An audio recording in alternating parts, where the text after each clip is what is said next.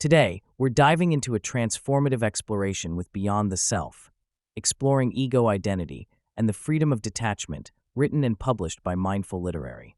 This book invites you on a journey into the nature of the ego, the part of us that shapes our identity, drives our behavior, and often holds us back from true peace and freedom.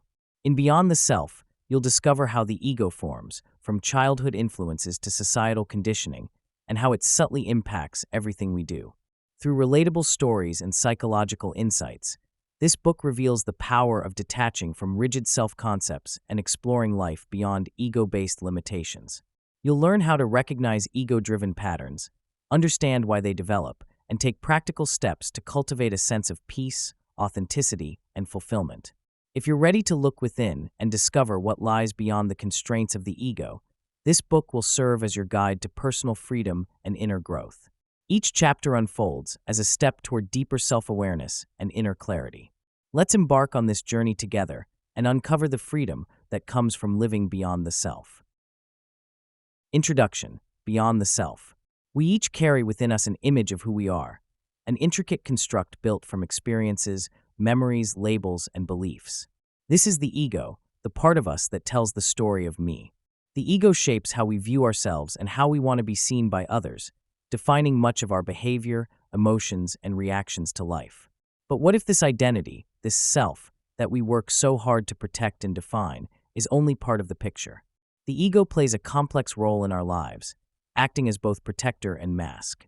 From early childhood, we develop this construct to navigate the world around us, to fit in, and to survive. Yet, while the ego can offer us a sense of security, it often holds us back.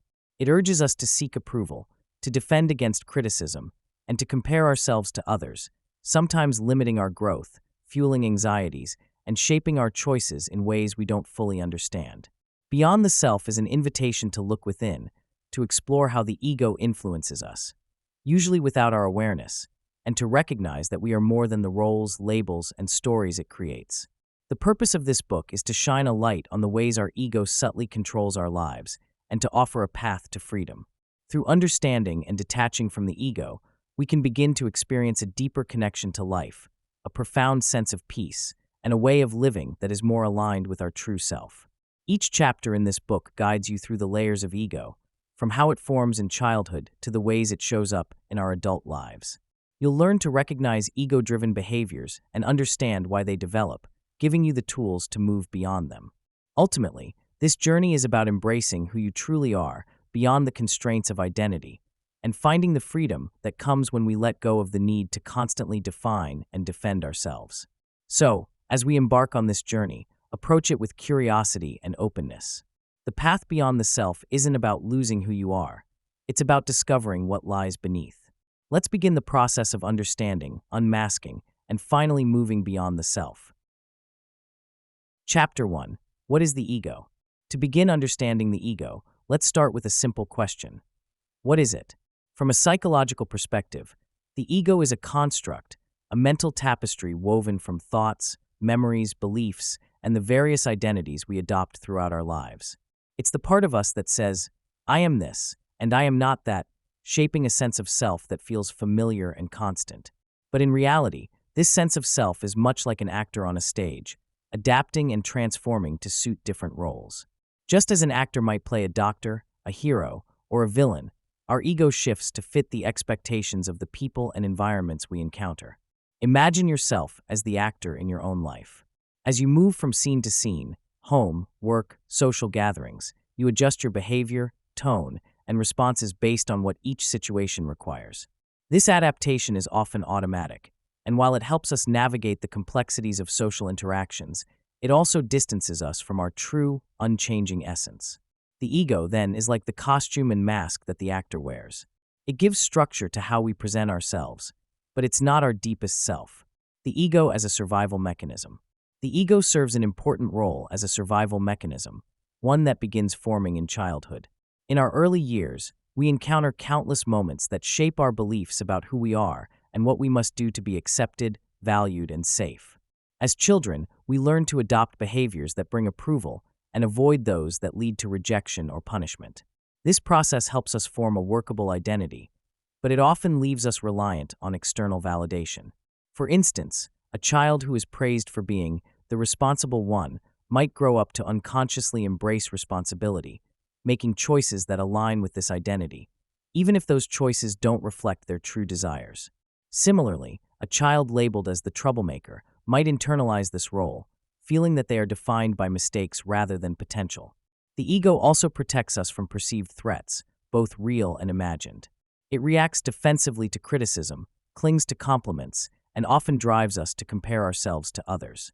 While this is meant to keep us safe, it can often lead us to develop a fragile sense of self-worth that's heavily influenced by others' opinions. The ego creates barriers and defenses to shield us from vulnerability, sometimes at the expense of genuine connection. Understanding the ego through analogy. To further illustrate the role of the ego, imagine the ego as a pair of tinted glasses through which we view the world. These glasses filter our experiences, shaping our perceptions based on past experiences, beliefs, and emotional triggers. When we encounter a situation, the ego immediately categorizes it based on these filters. Is this a threat? Will this make me look good? Or how does this align with my self-image? The ego's filters are meant to keep us safe, but they can also distort reality, causing us to see situations not as they are, but as the ego interprets them. While the ego can give us a sense of identity and safety, it often creates a separation from our true self and from others. The ego clings to the familiar and is resistant to change, making it challenging to grow beyond its limitations. But once we begin to recognize the ego's role in our lives, we open the door to a new way of seeing ourselves, one that isn't constrained by labels, defenses, or fears. Moving beyond ego's limitations. Understanding the ego is the first step toward freedom from its constraints. By becoming aware of its influence on our behavior, emotions, and thoughts, we can begin to make choices that come from a place of authenticity rather than defense. Recognizing that the ego is a construct, not the true self, allows us to live with greater clarity, peace, and connection to others. In the following chapters, we'll explore how the ego forms, how it manifests in different areas of life, and how we can learn to see beyond its limitations. As we dive deeper, we'll discover that while the ego may be a part of our experience, it doesn't have to define us. Embracing this understanding is the beginning of a journey toward living beyond the self, free from the confines of ego-driven identity. Chapter 2: Formation of the Ego, Childhood and Conditioning. The formation of the ego begins in the earliest years of life, as children absorb the values, beliefs, and expectations surrounding them. Family, culture, and society act as mirrors, reflecting back ideas of who they are or who they should be. Through these early influences, the child's ego begins to take shape, a sense of self that feels real but is actually a construct molded by the surrounding environment. As children, we all start with pure curiosity and openness, but through the process of growing up, we begin to internalize messages that become the foundation of the ego. How family shapes the ego. The family environment is typically the first and most influential space where a child begins to understand themselves. From the earliest days, children pick up on subtle cues from their parents or caregivers. They notice which behaviors are praised and which are criticized, what is valued and what is dismissed. Slowly, they begin crafting an identity that aligns with these values, believing this is who they need to be in order to receive love, approval, and security. Imagine a child who frequently hears, "You're so smart." They start identifying with intelligence as a core part of who they are, associating their worth with academic success, and feeling the need to excel to maintain this identity. On the other hand, a child often labeled as the quiet one may start seeing themselves as shy or reserved, avoiding situations where they might draw attention, even if they feel a desire to participate. Over time, these identities become internalized, shaping behaviors, beliefs, and emotional responses. Another child, growing up in a family where achievement is highly valued, may notice their parents' reactions when they succeed versus when they struggle. This child learns that their worth seems to increase with each success in school, sports, or other endeavors. The ego they form starts to align with these external standards, and they become the successful one. While this identity provides confidence, it also creates an internal pressure to succeed, making it difficult for them to embrace failure or vulnerability later in life. The influence of culture and society on ego formation. Beyond family, culture and society play significant roles in shaping the ego. From a young age, Children absorb cultural norms, ideals, and stereotypes about beauty, success, masculinity, femininity, and social status. Society sends powerful messages about what is desirable, what makes someone worthy, and how to fit in. These influences subtly mold the ego, often creating a divide between one's authentic self and the self they believe they need to be to belong. For instance, in a culture that highly values extroversion, children may feel pressured to be outgoing, even if their natural tendency leans toward introversion. Or in a society that places high value on physical appearance, children may develop an identity that revolves around how they look, feeling anxious or unworthy if they don't meet certain standards. These external standards shape the ego, creating identities that may not reflect who the child truly is. Consider a child who loves drawing and expressing themselves creatively, but grows up in a culture that values athleticism as a primary measure of worth. Over time, this child may feel pressured to adopt an identity as the athlete, even though their authentic self is passionate about art. This creates an internal conflict, as their true self feels suppressed while their ego-driven identity is built to gain approval from those around them. Peer influence and social conditioning. As children enter school, their peers become an influential force in shaping the ego. The need to belong and avoid rejection drives children to fit into social groups, often by conforming to shared norms or behaviors. This peer pressure can lead to ego-driven behaviors like striving to be the best or the funniest to maintain social acceptance. Through comparison and competition, children begin to measure themselves against others, creating identities based on how they stack up in social hierarchies. These early comparisons can plant the seeds of envy, insecurity, or pride, as children become more aware of differences in abilities, appearances, or resources. The ego, sensing a threat to self-worth, often reacts by either inflating itself, "I'm better than them," or diminishing itself, "I'll never be as good as them." For example, a child who joins a new school quickly observes that the most popular kids are well-dressed and outspoken. To fit in, they start adjusting their behavior and appearance, dressing a certain way and speaking louder, even if it doesn't feel natural. Over time, their ego takes on the identity of someone who is fashionable and outgoing, masking their true personality and desires to secure social belonging. The creation of common ego identities. These early experiences create common ego-driven identities, which often follow individuals into adulthood. Let's look at a few examples. The achiever. Children praised for success in academics, sports, or hobbies often develop an ego centered on achievement. This identity drives them to constantly strive for the next goal or accolade, linking their worth to success. The good child. Those who learn that good behavior brings approval may become people pleasers, avoiding conflict and putting others' needs before their own to maintain a good image. The rebel. Children who experience criticism or rejection may develop a rebellious identity as a defense, rejecting authority and norms to assert their individuality. The caregiver. Children who felt needed or valued for their nurturing qualities may develop an identity based on caring for others, often sacrificing their own needs in the process. Each of these identities serves a purpose in childhood, providing a sense of safety, acceptance, or validation. However, they often create limitations in adulthood, where these roles may no longer serve us or may even hinder personal growth. Understanding how ego identities can limit us. The identities formed in childhood are not inherently negative. They are strategies developed to navigate the world. However, when these identities become rigid, they limit our ability to grow and experience life authentically. The achiever may struggle with failure, the rebel may have trouble with authority, and the good child may find it difficult to assert their boundaries. Recognizing that these identities are constructs, not our true selves, is the first step toward detachment. By understanding how our childhood experiences shaped the ego, we gain insight into why we react the way we do, where our insecurities stem from, and how our behaviors are rooted in past conditioning. As we continue through this journey, we'll explore more of these ego-driven behaviors and begin the process of gently letting go of the identities that no longer serve us.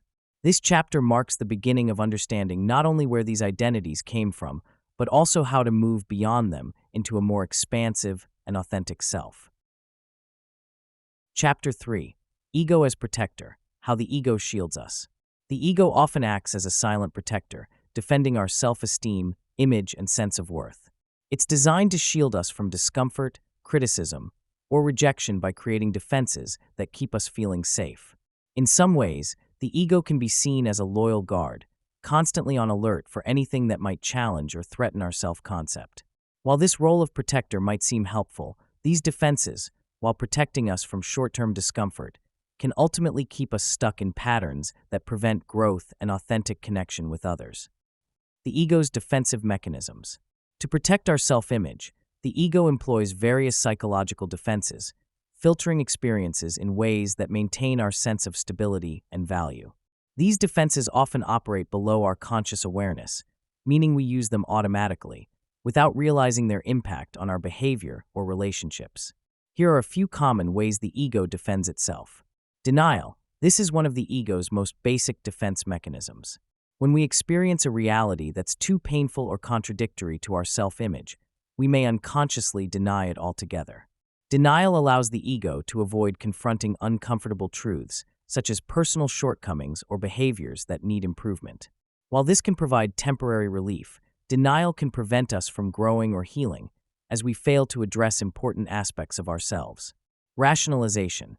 Rationalization occurs when the ego creates a seemingly logical explanation for something that challenges or contradicts our self-concept.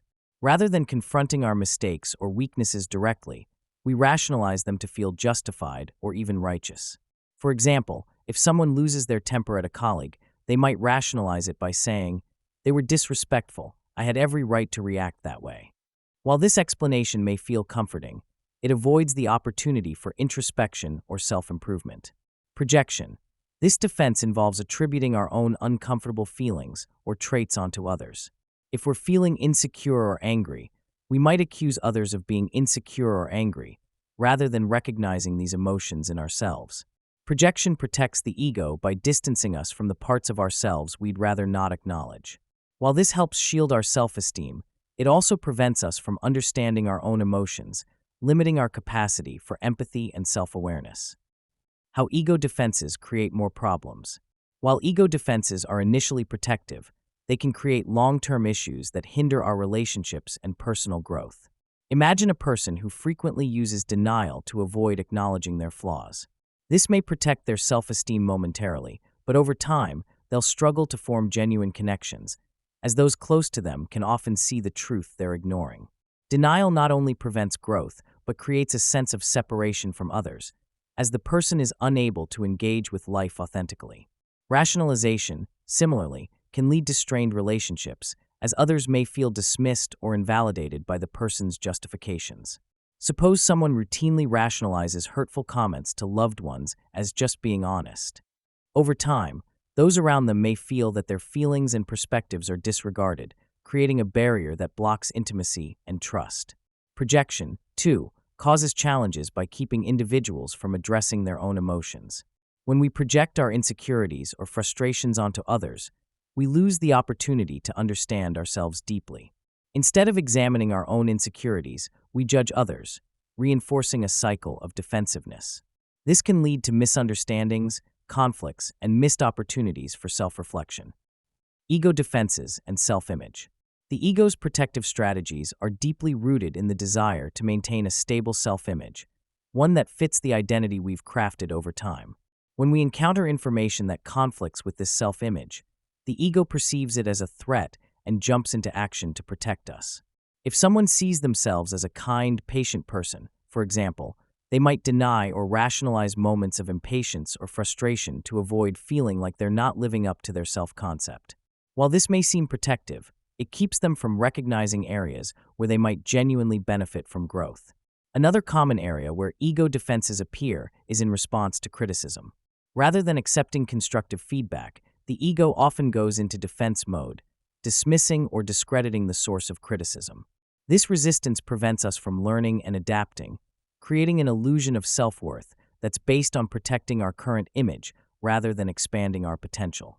For instance, someone who prides themselves on being intelligent may respond to any critique of their knowledge with defensiveness, unable to consider that they might benefit from another's perspective.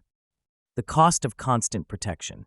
While the ego's defenses may help us avoid temporary discomfort, they often create a barrier between us and our true selves. Each time the ego deflects a challenge, rationalizes a behavior, or projects an uncomfortable feeling, it builds a layer of separation from our authentic self. This separation becomes a source of tension and internal conflict as we try to maintain the image the ego has created, rather than being open to who we genuinely are. Consider the difference between a strong wall and a bridge. When the ego acts as a wall, it keeps us safe from perceived threats but also isolates us, blocking personal growth and deeper connections with others. However, when we can let go of rigid defenses, the ego becomes more like a bridge, a way to connect with others and experience life openly. This shift allows us to grow, explore our emotions, and engage with the world without constantly protecting ourselves from perceived threats. Learning to recognize and soften ego defenses. One of the first steps to moving beyond ego defenses is to simply recognize them. By becoming aware of moments when we're denying, rationalizing, or projecting, we create space for honest self-reflection. It's helpful to approach this process with curiosity rather than judgment, understanding that these defenses have served us in some way but may no longer be necessary. For instance, when you catch yourself rationalizing an action that feels out of alignment with your values, take a pause. Rather than justifying your behavior, ask yourself why you feel the need to defend it. This moment of introspection can lead to greater self-awareness and open the door for growth. Similarly, if you find yourself feeling critical of someone else, consider whether you might be projecting an unacknowledged feeling within yourself. This exercise invites a deeper look at your emotions and motivations, allowing you to understand yourself with greater compassion. Over time, as you build awareness of these ego defenses, you'll find it easier to recognize when they arise and begin to soften their hold on you. With patience and self-compassion, the ego's defenses will become less reactive, allowing you to engage with the world more authentically. Moving forward with greater self-awareness.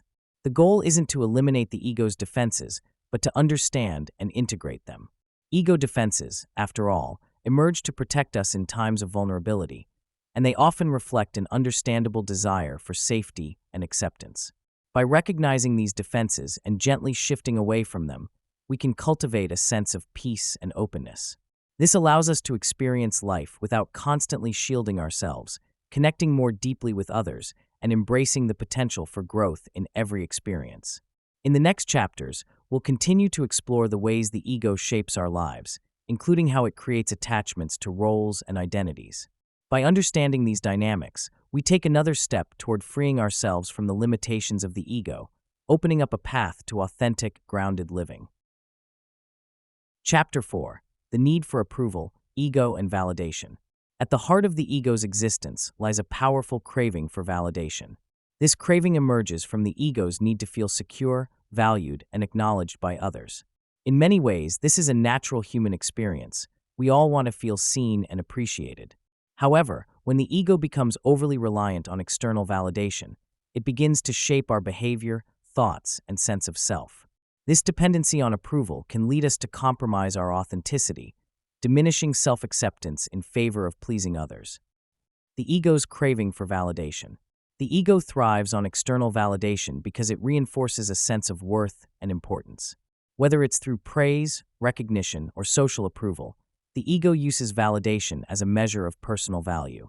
While feeling valued by others is part of being human, it becomes problematic when this validation begins to define who we are.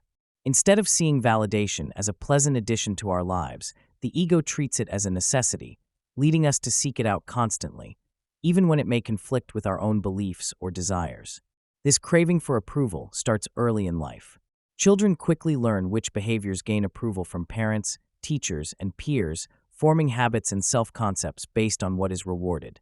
This can carry into adulthood, where we may continue to seek validation to reinforce a sense of belonging or acceptance. While some level of validation is healthy, over-relying on it can make us vulnerable to fluctuating opinions, leading to a fragile sense of self-worth. Validation in friendships and social circles. In friendships, the need for approval often manifests as a willingness to adapt or conform to others' expectations. People may downplay their own opinions, interests, or even values to fit in, fearing that being fully authentic might lead to rejection. This can create a sense of inauthenticity in relationships, where connections are based more on seeking approval than on genuine self-expression. Consider someone who, in a group of friends, finds themselves constantly agreeing with the majority opinion, even if it doesn't reflect their true beliefs. This tendency to seek approval overrides their individuality, as the ego perceives agreement as a way to secure social acceptance. While this may ensure harmony in the short term, it often leads to an internal conflict, as they feel unable to express their real self. Over time, this can lead to resentment, frustration, and a feeling of disconnect in relationships that lack true authenticity. The ego in social media, a modern validation trap. Social media has become a significant platform for ego validation, amplifying the need for approval. Likes, shares, and comments offer quick, tangible rewards that the ego craves, often creating a cycle where people post and interact with the hope of receiving positive feedback. While sharing achievements, moments, and thoughts online can be a natural expression of connection, the ego's attachment to these metrics can make validation feel like a necessity. When social media engagement becomes a measure of self-worth, it can lead to a preoccupation with crafting an image that others will approve of. This may involve editing photos, curating posts, or emphasizing achievements to maintain an appealing image. Over time, the ego's dependency on these metrics can create a sense of pressure to maintain a certain persona. The highs of approval are fleeting, leading to a cycle of seeking more validation to sustain the ego's sense of worth. For example, consider someone who shares a carefully curated photo that receives numerous likes and comments. This validation provides a temporary boost in self-worth. However, when their next post doesn't receive the same level of engagement, they might feel a sense of disappointment or inadequacy. This roller coaster effect highlights the ego's dependency on validation as it looks externally for feelings of importance. Validation in romantic relationships. In romantic relationships, the ego's need for validation often shapes dynamics in ways that can create dependency or insecurity. Seeking constant reassurance, prioritizing a partner's approval, or changing oneself to fit a partner's ideal are common ways the ego tries to secure its place in the relationship. While some level of mutual affirmation is healthy, an over-reliance on validation from a partner can lead to a loss of individuality and self-respect. Imagine someone who feels the need to constantly receive compliments or reassurance from their partner. Over time, this dependency on their partner's validation can lead to insecurity, as the ego feels valued only when receiving affirmations. This behavior may push them to seek approval excessively, placing pressure on the relationship and making it difficult for both individuals to feel secure and independent. When the ego becomes overly attached to a partner's opinions or validation, it may also lead to fear of rejection or a tendency to tolerate behaviors that compromise self-worth. This dependency can prevent both partners from fostering a relationship based on genuine love and respect, instead becoming a dynamic where one person feels a constant need to earn approval. The cost of seeking approval, dependency, and self-compromise. While validation can be comforting, dependency on it comes with significant costs. When the ego relies too heavily on others' opinions, it becomes vulnerable to change, creating a sense of fragility. Every fluctuation in approval becomes a risk to self-worth, leading the ego to continually seek reassurance to maintain stability. This dependency also inhibits self-acceptance, as we begin to view ourselves through the lens of others. Rather than building an internal sense of worth, we allow external voices to shape our self-concept. The more we seek validation, the more we shape our identity based on others' expectations, leading to a loss of individuality and autonomy. Ultimately, dependency on validation can prevent us from experiencing true fulfillment. Constantly looking outside ourselves for worth keeps us disconnected from our own values, desires, and identity. It's a way of living that sacrifices self-respect and authenticity, as the ego remains trapped in a cycle of approval seeking. Moving beyond the need for approval. Breaking free from the ego's need for approval involves cultivating a sense of inner validation. Instead of relying solely on others to affirm our worth, we can begin building practices that reinforce self-acceptance. By nurturing an internal sense of value, we can find greater peace, independence, and resilience. One way to start is by practicing self-compassion. Rather than judging oneself based on external feedback, we can learn to accept our flaws, achievements, and unique qualities without needing others to validate them. This internal support system helps foster a secure sense of self, as we become less dependent on others' opinions. Another step involves recognizing and challenging moments when the ego seeks validation. By identifying situations where we compromise ourselves to gain approval, we gain awareness of the ego's influence and can begin shifting toward behaviors that honor our true selves. Over time, the more we rely on our own validation, the more resilient we become. We develop a strength that isn't shaken by others' opinions or fluctuating feedback. Instead, we can approach life with a sense of authenticity, confident that our worth is rooted within us rather than outside. Building self-acceptance as an antidote to approval seeking. Self-acceptance is the antidote to the ego's craving for approval. By cultivating a healthy relationship with ourselves, we become less reliant on external validation and more capable of navigating life authentically. This journey towards self-acceptance allows us to embrace both our strengths and imperfections, knowing that our worth is not defined by others. As we move forward, we'll explore more behaviors that the ego drives in its quest for validation, security, and control. Recognizing these patterns is an essential step in freeing ourselves from their constraints, allowing us to experience a life of greater inner peace, self-respect, and genuine connection. Chapter 5: Ego and Control, the Illusion of Power. The ego thrives on the illusion of control. It wants to believe it can manage situations, people, and outcomes to maintain a sense of security and predictability. Control, in this sense, serves as the ego's way of protecting itself, its identity, its image, and its comfort. At first glance, the desire for control seems natural, even productive, but when the ego becomes fixated on controlling everything, it sets the stage for stress, anxiety, and strained relationships. The quest for control is, ultimately, an illusion that often results in frustration rather than fulfillment. Why the ego craves control. At its core, the ego fears uncertainty and vulnerability. To protect itself, it attempts to manage and manipulate external factors to create a sense of stability.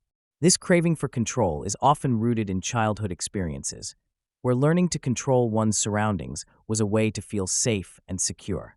For example, a child who grew up in a chaotic or unpredictable environment may learn that controlling situations, keeping things orderly, planning ahead, brings comfort and reassurance. As adults, we carry these lessons forward, believing that control will protect us from discomfort, embarrassment, or failure. The ego often believes, if I can control this situation, I'll feel safe.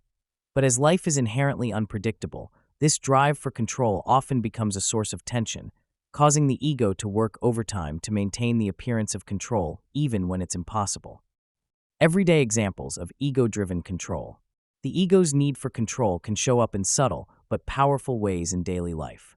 Let's explore a few familiar scenarios that illustrate this pattern. Controlling conversations. Many people feel the need to control conversations to ensure they come across a certain way.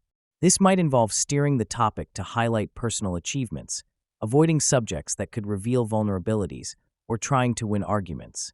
The ego, fearing judgment or rejection, carefully curates how it presents itself. For example, in a social setting, someone may find themselves monopolizing the conversation to keep it focused on topics they feel comfortable with, unconsciously trying to control others' perceptions. Manipulating outcomes. Another manifestation of control is the desire to manage outcomes, even those beyond our influence. For instance, someone preparing for a big presentation may feel compelled to account for every possible variable, hoping that by controlling every detail, they can ensure success. While preparation is healthy, the ego's attachment to controlling every element can create undue stress and a fear of failure. When things inevitably fall outside one's control, the ego may feel threatened, leading to anxiety or self-criticism. Shaping others' perceptions.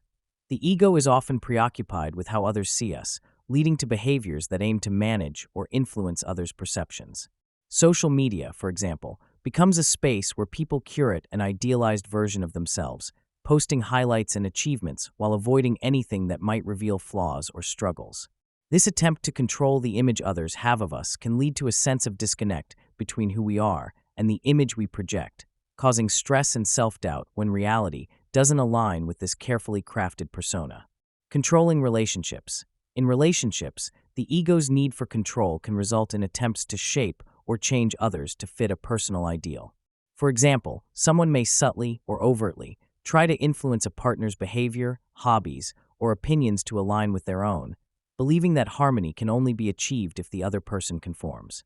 This desire to control can lead to conflict, resentment, and a lack of authenticity, as both individuals feel pressured to adhere to roles that restrict genuine expression. The cost of control: stress, anxiety, and disconnection. While the ego's desire for control may feel protective, it often creates more harm than good. The constant need to manage and manipulate situations can lead to heightened stress and anxiety, as life rarely unfolds exactly as we want it to. This fear of losing control can make the ego hypervigilant, scanning for potential threats or outcomes it can influence, leaving us exhausted by our own efforts. Consider someone who habitually tries to control how others perceive them. They may spend hours analyzing conversations, replaying interactions, and worrying about what others think. This mental energy drains their ability to relax and be present, as they're constantly focused on maintaining a certain image. Over time, this need for control becomes a burden, pulling them away from moments of genuine connection or peace. Control also impacts our relationships. When we try to control others, whether by guiding their actions, influencing their opinions, or shaping their perception of us, we erode the trust and freedom that are essential to healthy connections. Instead of fostering mutual respect, control creates pressure and tension, leading others to feel manipulated or misunderstood. In our attempts to protect the ego's image, we end up pushing people away, creating distance rather than closeness. The illusion of control.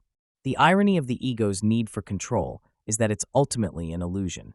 No matter how much we try to influence people, situations, or outcomes, the world is inherently unpredictable. Attempting to control everything is like trying to hold water in our hands. The tighter we grasp, the more it slips away. While we may feel a fleeting sense of security when we control a situation, this security is fragile and temporary, as the next challenge will soon arise, pushing the ego back into its quest for dominance. This cycle of control and disappointment is fueled by the ego's inability to accept uncertainty. By holding on to the illusion that life can be perfectly managed, we miss out on the beauty of surrender and the peace that comes from allowing life to unfold naturally. Moving beyond the need for control. Freedom from the ego's control lies in recognizing the limits of our influence and learning to let go. This doesn't mean passively accepting everything that happens, but rather learning to act without attachment to specific outcomes. When we release the need to control everything, we create space for life to flow, allowing us to respond with authenticity rather than react out of fear or insecurity. A powerful practice for moving beyond control is mindfulness. By staying present and observing each moment as it is, we gradually learn to accept situations without needing to manipulate them. When we feel the urge to control, we can pause, acknowledge the ego's fear, and gently remind ourselves that control is often unnecessary. This pause allows us to choose a response that aligns with our true self rather than one driven by ego. Another approach is to cultivate trust in ourselves, in others, and in the unfolding of life. Trusting that we can handle whatever comes our way reduces the ego's fear, helping us release the constant urge to manage outcomes. For example, in relationships, learning to trust that others will accept us for who we are diminishes the need to control how we're perceived, allowing us to interact with honesty and vulnerability. Embracing the freedom of letting go. Letting go of control doesn't mean giving up. It means allowing life to move as it will while staying grounded in our authentic self. By relinquishing the ego's need to control, we open ourselves to experiences of greater depth and meaning, free from the constraints of rigid expectations. Rather than being tied to an outcome, we can appreciate each moment for what it is, a new opportunity to grow, connect, and explore. As we continue this journey, we'll explore more ways the ego shapes our behaviors, especially through attachment to roles, identities, and possessions. Understanding these patterns helps us peel back the layers of the ego, revealing the freedom, peace, and joy that come from living beyond its need for control. Chapter 6. Ego as Competition, the Need to Be Better. One of the most pervasive ways the ego seeks validation is through comparison and competition. The ego's need to feel better than or more than others is a powerful drive that often shapes how we approach everything from careers to relationships. Rooted in an endless cycle of measuring self-worth against others, the ego craves superiority, believing that being better will lead to satisfaction and respect. Yet this constant competition can take a heavy toll on inner peace, eroding authentic self-worth and disconnecting us from others. The ego's need for comparison and competition. At its core, the ego is obsessed with differentiation. It doesn't want to merely be, it wants to be better. This desire is born from the ego's fundamental insecurity and fear of insignificance. Rather than looking inward for validation, the ego looks outward, using comparison as a metric to gauge its own value. The ego thrives on being ahead in some way, whether in achievements, possessions, appearance, or social status. From a young age, we're introduced to the concept of comparison. In school, children are often ranked by grades, athletic abilities, or popularity. This culture of comparison continues into adulthood, where success is frequently measured in terms of wealth, professional standing, or physical appearance. These comparisons create a sense of self-worth that's contingent upon being better than, or at least as good as, those around us. But rather than providing lasting satisfaction, this type of validation is fleeting, as the ego quickly shifts its focus to new comparisons. Competition in the workplace. The workplace is one of the most common environments where the ego's need for competition manifests. Success at work is often defined by measurable achievements, whether it's a promotion, salary increase, or project recognition. For many, the ego latches onto these markers of status, driving individuals to compete with colleagues to validate their own worth.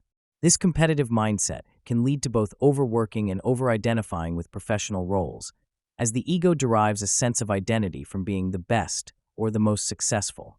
Imagine an employee who takes on every project and works late hours, not necessarily out of passion, but to prove themselves as the hardest worker. This mindset creates a cycle where their self-worth becomes tied to outperforming others. Each success provides a temporary sense of accomplishment, but it's never enough. The ego is constantly hungry for more, fearing that any lapse in achievement will make them appear less than. Over time, this drive to compete leads to burnout, as the individual sacrifices balance and fulfillment for the illusion of superiority. Social circles and status. In social settings, the ego often fuels competition by fostering a sense of keeping up. This can manifest in subtle ways, comparing lifestyle, possessions, or experiences to those of friends and acquaintances. Social media has intensified this tendency, with curated images and posts creating an idealized version of life that people feel compelled to match. The ego, fearful of feeling inadequate, drives us to project a similarly polished image to maintain a sense of belonging and status. Consider someone who sees a friend's vacation photos on social media and feels the need to plan a similarly impressive trip. Rather than enjoying the experience for its own sake, their motivation becomes about measuring up and projecting a life that appears equally fulfilling. This comparison-based approach diminishes genuine enjoyment and creates a sense of disconnection, as the individual becomes more focused on appearances than authentic experiences. Relationships and romantic competition. Even in romantic relationships, the ego's need for validation can lead to subtle forms of competition. Some people may feel the need to outdo their partner in terms of career success, social status, or personal accomplishments. The ego, rather than celebrating mutual growth and connection, may instead see relationships as an arena for proving one's worth. This can create tension, as the ego is constantly seeking ways to feel superior or validated within the partnership. Alternatively, some individuals may view other couples as a source of competition, comparing their own relationship dynamics, achievements, or milestones. The ego, fearing that their relationship is somehow lacking, may pressure them to reach certain benchmarks or live up to idealized images of romance. This approach shifts the focus from genuine connection to an unhealthy need for comparison, leaving both partners feeling disconnected and unsatisfied. The toll of constant competition on inner peace. This relentless drive to compete, fueled by the ego's need for validation, takes a serious toll on mental and emotional well-being. While competition can provide temporary boosts of confidence, it creates a state of chronic dissatisfaction, as the ego is never truly satisfied with being better for long. The constant comparison and pursuit of superiority lead to anxiety, insecurity, and stress, as individuals are always aware that there's someone else to compete with or a new standard to meet. The ego's competition-based approach to self-worth can also hinder authentic relationships. When we view others as benchmarks rather than individuals, we limit our capacity for empathy, compassion, and understanding. Friendships and partnerships become transactional, based on maintaining or enhancing status rather than true connection. Instead of celebrating others' successes, the ego may feel envious or threatened, which isolates us from genuine connection and contentment. Recognizing the illusion of better. One of the ego's greatest misconceptions is the belief that being better will bring lasting fulfillment. The reality is that no amount of superiority will ever satisfy the ego, as it constantly shifts its focus to new comparisons. This desire for better is like chasing a horizon. No matter how far we go, the destination always feels out of reach. Recognizing this illusion can be liberating. By understanding that the ego's comparisons are arbitrary and ever-changing, we can begin to detach from the need to compete. This doesn't mean that ambition or personal growth are negative. Rather, it invites us to pursue goals for intrinsic reasons rather than to one-up others. Moving beyond competition to authentic self-worth. The antidote to ego-driven competition lies in cultivating an internal sense of worth that doesn't depend on comparison. Building self-worth from within requires letting go of external validation as a primary motivator and shifting the focus to personal values, strengths, and aspirations. When we view success not as something that makes us better than others, but as a journey toward personal fulfillment, we create a healthier relationship with achievement. One practice for reducing competitive tendencies is gratitude.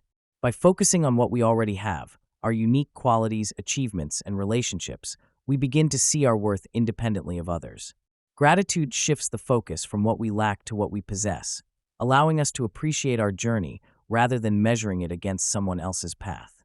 Another helpful approach is to celebrate others' successes. Instead of feeling threatened by others' achievements, we can practice viewing them as sources of inspiration or shared joy. This mindset reduces the ego's fixation on competition and fosters a sense of community and connection as we move from comparison to appreciation. Embracing fulfillment over competition. By letting go of the need to be better than others, we open ourselves to a deeper sense of fulfillment. When we base our worth on intrinsic qualities rather than external comparisons, we become less vulnerable to the highs and lows of competition. This shift allows us to pursue goals that genuinely align with our passions and values, rather than ones dictated by societal benchmarks or the need for validation. As we move beyond ego-driven competition, we experience a sense of inner peace that comes from knowing we are enough as we are. This approach creates a stable foundation of self-worth, unshaken by external circumstances or comparisons. By embracing this freedom, we can enjoy a more connected, fulfilling life that isn't constrained by the illusion of being better. Instead, we can simply be, finding joy and meaning in the journey itself.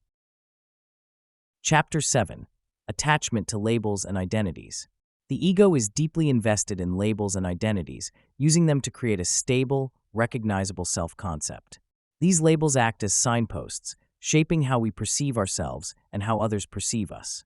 Whether we identify as successful, intelligent, a victim, an achiever, or even a failure, these labels often become central to our identity, defining who we are and how we navigate the world. However, the more attached we become to these labels, the more rigid our sense of self becomes, making it difficult to adapt, grow, or accept change. When these identities are challenged or lost, the ego reacts strongly, often leading to feelings of disorientation or unworthiness. Why the ego clings to labels. Labels offer the ego a sense of security and predictability. They provide a framework for understanding ourselves, grounding us in a reality that feels solid and consistent. The ego fears ambiguity, so it prefers defined categories, even if they limit our true potential. By attaching to these labels, the ego creates a mental narrative about who we are and where we fit into the world. From an early age, we are assigned labels based on our behavior, talents, and characteristics. A child who excels in school may be labeled as smart, which then becomes an identity they carry through life. While this label can be affirming, it can also create pressure, as the individual feels they must always live up to this identity. Similarly, a child labeled as shy or introverted may adopt this identity as a permanent part of their self-concept, avoiding situations that might challenge it. Over time, these labels become self-fulfilling prophecies, shaping our choices, behaviors, and self-image. Stories of attachment to labels. Let's explore some examples of how people's identities can be tightly intertwined with labels and what happens when these labels are challenged. Number 1. The successful professional. Imagine someone who has built their identity around professional success. They are seen as ambitious, driven, and highly capable. Their self-worth is closely tied to their career achievements, promotions, and status. When they experience a setback, perhaps a job loss or a failed project, their self-image is shattered. The ego, having relied on the label of successful professional, feels threatened, leading to a crisis of identity. They may feel lost, anxious, or even worthless, as their sense of self was built around this one label. Number 2. The victim identity. Another example is someone who identifies as a victim of past circumstances, whether due to trauma, unfair treatment, or personal challenges. While acknowledging pain is necessary for healing, an identity built around victimhood can become limiting. This individual may resist personal growth or empowerment, as the ego clings to the narrative of victimization. If they try to move beyond this identity, the ego may react defensively, fearing the loss of a familiar narrative, even if it's painful. This attachment can keep them stuck, as the label of victim becomes a defining part of their self-image. Number 3. The caregiver or helper. Some individuals build their identity around being the caretaker, always there for others, whether family, friends, or partners. While caregiving is a positive quality, when it becomes the core of one's identity, it can lead to self-sacrifice, burnout, and even resentment. If they try to set boundaries or focus on their own needs, they may feel guilty, as the ego resists letting go of the helper label. Their sense of worth becomes tied to this role, making it challenging to prioritize self-care without feeling they are betraying their identity. The cost of rigid labels. When we attach strongly to any identity label, we become less flexible, limiting our ability to grow and adapt. Life is dynamic and ever-changing, yet a rigid identity confines us to a single role, viewpoint, or set of behaviors. This attachment can create internal conflict, as we feel torn between who we are and who we think we should be. For example, someone who has always identified as successful may resist exploring new fields or taking risks, fearing failure. The ego, attached to the label of success, avoids anything that could threaten this identity, even if new experiences might lead to personal fulfillment. Similarly, an individual who sees themselves as independent may struggle to ask for help or express vulnerability, as the ego equates dependence with weakness. In relationships, rigid labels also create barriers. When we define ourselves or others through fixed identities, we reduce people to singular characteristics, missing the complexity and fluidity of the human experience. Labels like the responsible one or the creative one create roles that can stifle genuine connection, as both individuals feel pressured to conform to predefined expectations. Questioning and releasing labels. A key step in freeing ourselves from the ego's grip on identity is to recognize and question our labels. By becoming aware of the roles we cling to, we can begin to understand how they limit us and explore who we are beyond these constructs. Here are some exercises to help release attachment to labels. Number 1. Self-reflection on identity labels. Start by writing down the labels you associate with yourself: positive, negative, and neutral. This might include labels like achiever, introvert, people pleaser, failure, or leader. Then, ask yourself where these labels originated. Are they based on your own experiences, or were they assigned by others? Reflect on whether these labels still serve you, or if they feel restrictive. Number 2. Exploring identity beyond labels. Take one label you're strongly attached to and imagine who you would be without it. For example, if you identify as ambitious, consider what it would mean to live without striving or external validation. How might your choices or behaviors change? This exercise encourages you to see yourself as fluid and multidimensional, rather than defined by a single characteristic. Number 3. Practicing I am statements. Replace your labels with open-ended I am statements. For example, instead of saying, I am successful, try I am a person with strengths and challenges. This subtle shift in language helps reduce attachment to specific labels and opens space for self-acceptance. Rather than defining yourself by a label, you begin to embrace the complexity of your identity. Number 4. Mindful awareness of label-based reactions. Throughout your day, notice when you feel compelled to uphold a certain identity. For example, if you identify as the responsible one, pay attention to moments when you feel pressured to take on more tasks or avoid showing vulnerability. Ask yourself if these actions align with your authentic self, or if they're driven by a need to reinforce the label. Practicing awareness helps you choose behaviors that reflect who you truly are, rather than acting out of a need to maintain a specific image. The freedom beyond labels. Letting go of rigid labels is not about denying who we are, but about recognizing that we are more than any single identity. Life is a journey of self-discovery, and clinging to fixed labels limits our capacity for growth and transformation. When we release attachment to specific identities, we open ourselves to new possibilities, experiences, and ways of being. Imagine the freedom of approaching life without rigid labels. Without the need to be the achiever, we can pursue our passions without fear of failure. Without the pressure to be the strong one, we can express vulnerability and seek support. This freedom allows us to explore our potential without the constraints of predefined roles, embracing the full spectrum of our humanity. As we continue on this journey, we'll explore other aspects of the ego, examining how attachment to external things, like possessions or status, also shapes our identity. By recognizing and loosening these attachments, we come closer to experiencing life as our true selves, unburdened by the labels that once defined us. Chapter 8. The Art of Letting Go: Detachment from Ego Identity. The journey toward freedom begins with the practice of detachment, a conscious decision to release the ego's grip on labels, roles, and expectations. Detachment doesn't mean rejecting ourselves or disregarding our past. Rather, it involves loosening the ego's hold on rigid self-definitions that limit who we are and who we can become. When we let go of these self-imposed boundaries, we open ourselves to the present moment, allowing life to unfold without the weight of preconceived identities. Detachment from ego identity. At its core, detachment is about releasing our need to define ourselves through labels. It is a process of softening the boundaries that the ego builds around our sense of self, allowing us to flow more freely through life's changes. The ego often seeks stability in labels, attaching to roles and expectations as a way to feel secure. But in doing so, it creates an illusion of permanence that restricts growth. By practicing detachment, we learn to let go of these constructs, freeing ourselves from the need to be seen or understood in a specific way. Seeing ourselves as a river, an analogy for detachment. To illustrate detachment, imagine the self as a river. A river flows continuously, adapting to the landscape, weather, and environment. It doesn't cling to any one shape or path, but moves fluidly, responding to the present moment. Like the river, our true self is meant to be fluid and adaptable, changing and evolving with life's natural flow. The ego, however, resists this fluidity, wanting to fix our identity in one place. When we can view ourselves as a river, we begin to see that our essence is not defined by a single form. We are not simply the achiever or the caregiver. Rather, we are a living, evolving being capable of expressing many qualities and moving in many directions. This perspective helps us release attachment to a single role or identity, embracing the freedom to adapt and grow.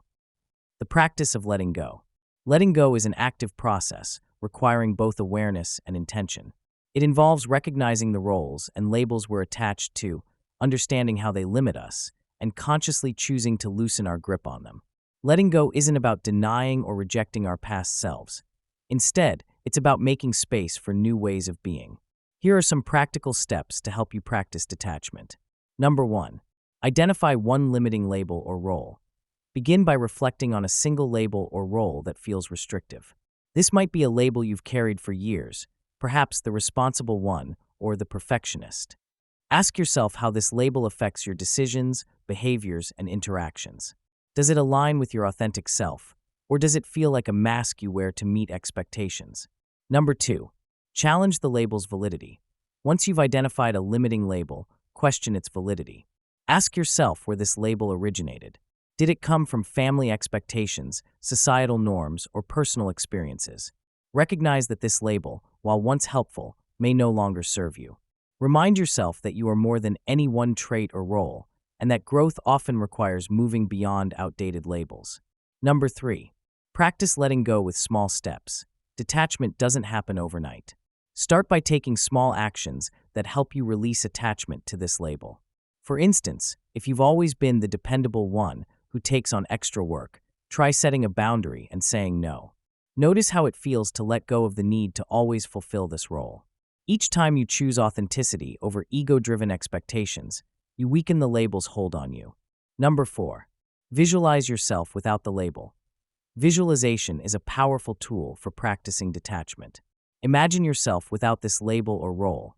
How would you think, act, or feel differently? Picture yourself moving through life without the pressure to uphold this identity. This exercise helps you internalize the idea that you are free to be many things, unburdened by a fixed self-concept. The freedom in letting go. When we detach from rigid identities, we experience a profound sense of freedom. No longer defined by labels, we are free to engage with life as it is, rather than as the ego wants it to be. This freedom opens doors to new experiences, relationships, and perspectives, as we are no longer limited by our past or preconceived notions of ourselves. Letting go also allows us to live with greater presence, as we are no longer preoccupied with maintaining an image or adhering to expectations. Detachment brings peace by relieving us of the pressure to constantly measure up to a label. Rather than struggling to prove our worth through achievements, roles, or comparisons, we find worth in simply being. This sense of wholeness comes from knowing that we are enough as we are, without the need for external validation. Embracing change and adaptability. Detachment also empowers us to embrace change. Life is inherently uncertain, and holding on to rigid identities can make us resistant to the natural shifts and transformations that occur. When we release attachment to specific labels or roles, we become more adaptable, able to move with life's changes rather than resisting them. This adaptability helps us navigate challenges with resilience, as we no longer see change as a threat to our identity. For example, someone attached to the label of successful professional may struggle if they experience a career setback. However, if they practice detachment, they can view this setback not as a reflection of their worth, but as an opportunity to explore new paths and redefine success. Detachment allows us to see change not as an enemy, but as an invitation to grow and evolve. Detachment as a path to inner peace. The art of letting go isn't just about releasing labels, it's a journey toward inner peace. When we detach from the ego's need for fixed identity, we experience a deeper sense of tranquility, as we are no longer bound by self-imposed limitations. This peace allows us to be more present with ourselves and others, cultivating relationships that are rooted in authenticity rather than ego-driven roles. In relationships, detachment fosters greater acceptance and empathy. When we let go of rigid expectations for ourselves, we are more likely to extend the same freedom to others, allowing them to be who they are rather than who we think they should be. This openness creates a foundation for relationships built on genuine understanding and respect.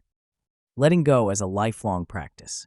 Detachment is not a one-time event, but a lifelong practice. Each day brings new opportunities to recognize and release attachments, whether they are to labels, outcomes, or expectations. By practicing detachment consistently, we cultivate a mindset that embraces flexibility, openness, and resilience. This practice allows us to experience life fully, without the constraints of ego-based identities. As we continue exploring the freedom of detachment, we will examine other aspects of the ego's attachments, such as possessions, status, and relationships. By understanding and releasing these attachments, we come closer to experiencing life as it truly is, unfiltered by egoic constructs. Through detachment, we find not only freedom, but also a profound sense of connection with our true selves and the world around us. Chapter 9. Cultivating Self-Awareness, Observing the Ego. One of the most transformative practices on the journey to freedom from the ego is cultivating self-awareness.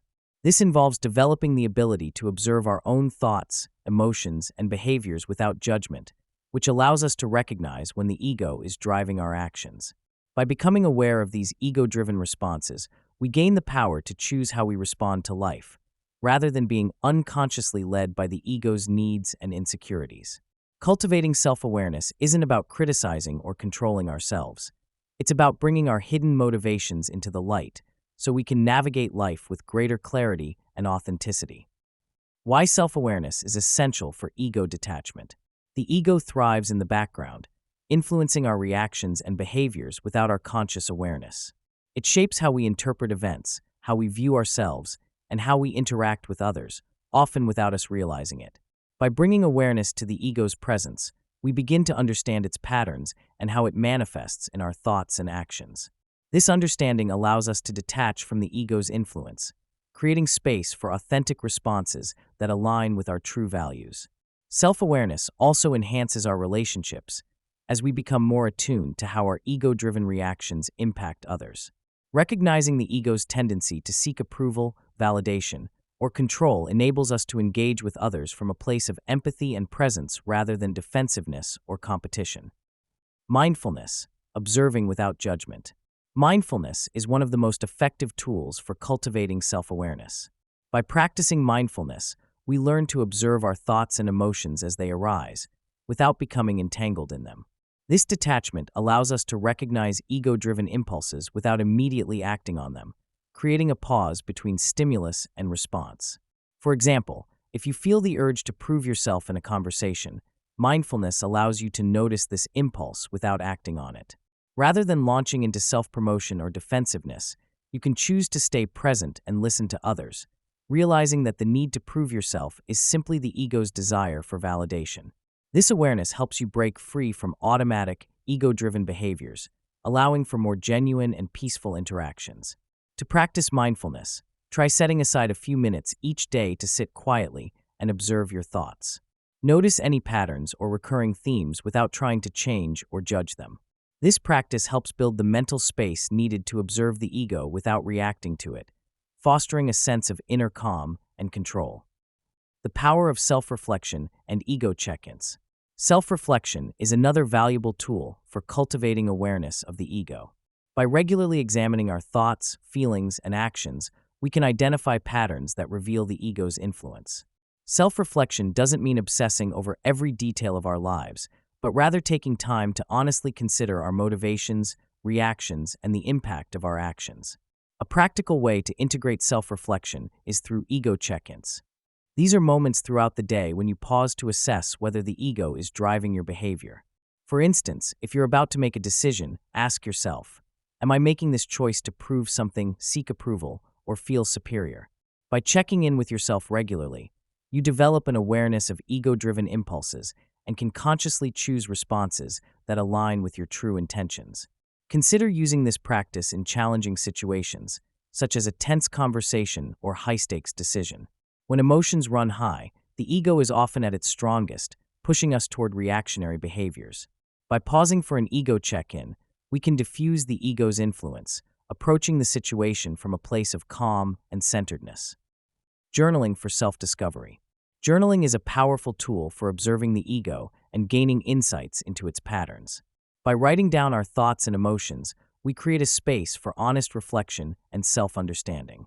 Journaling allows us to explore recurring ego-driven behaviors, such as the need for control, validation, or approval, helping us to understand the roots of these impulses.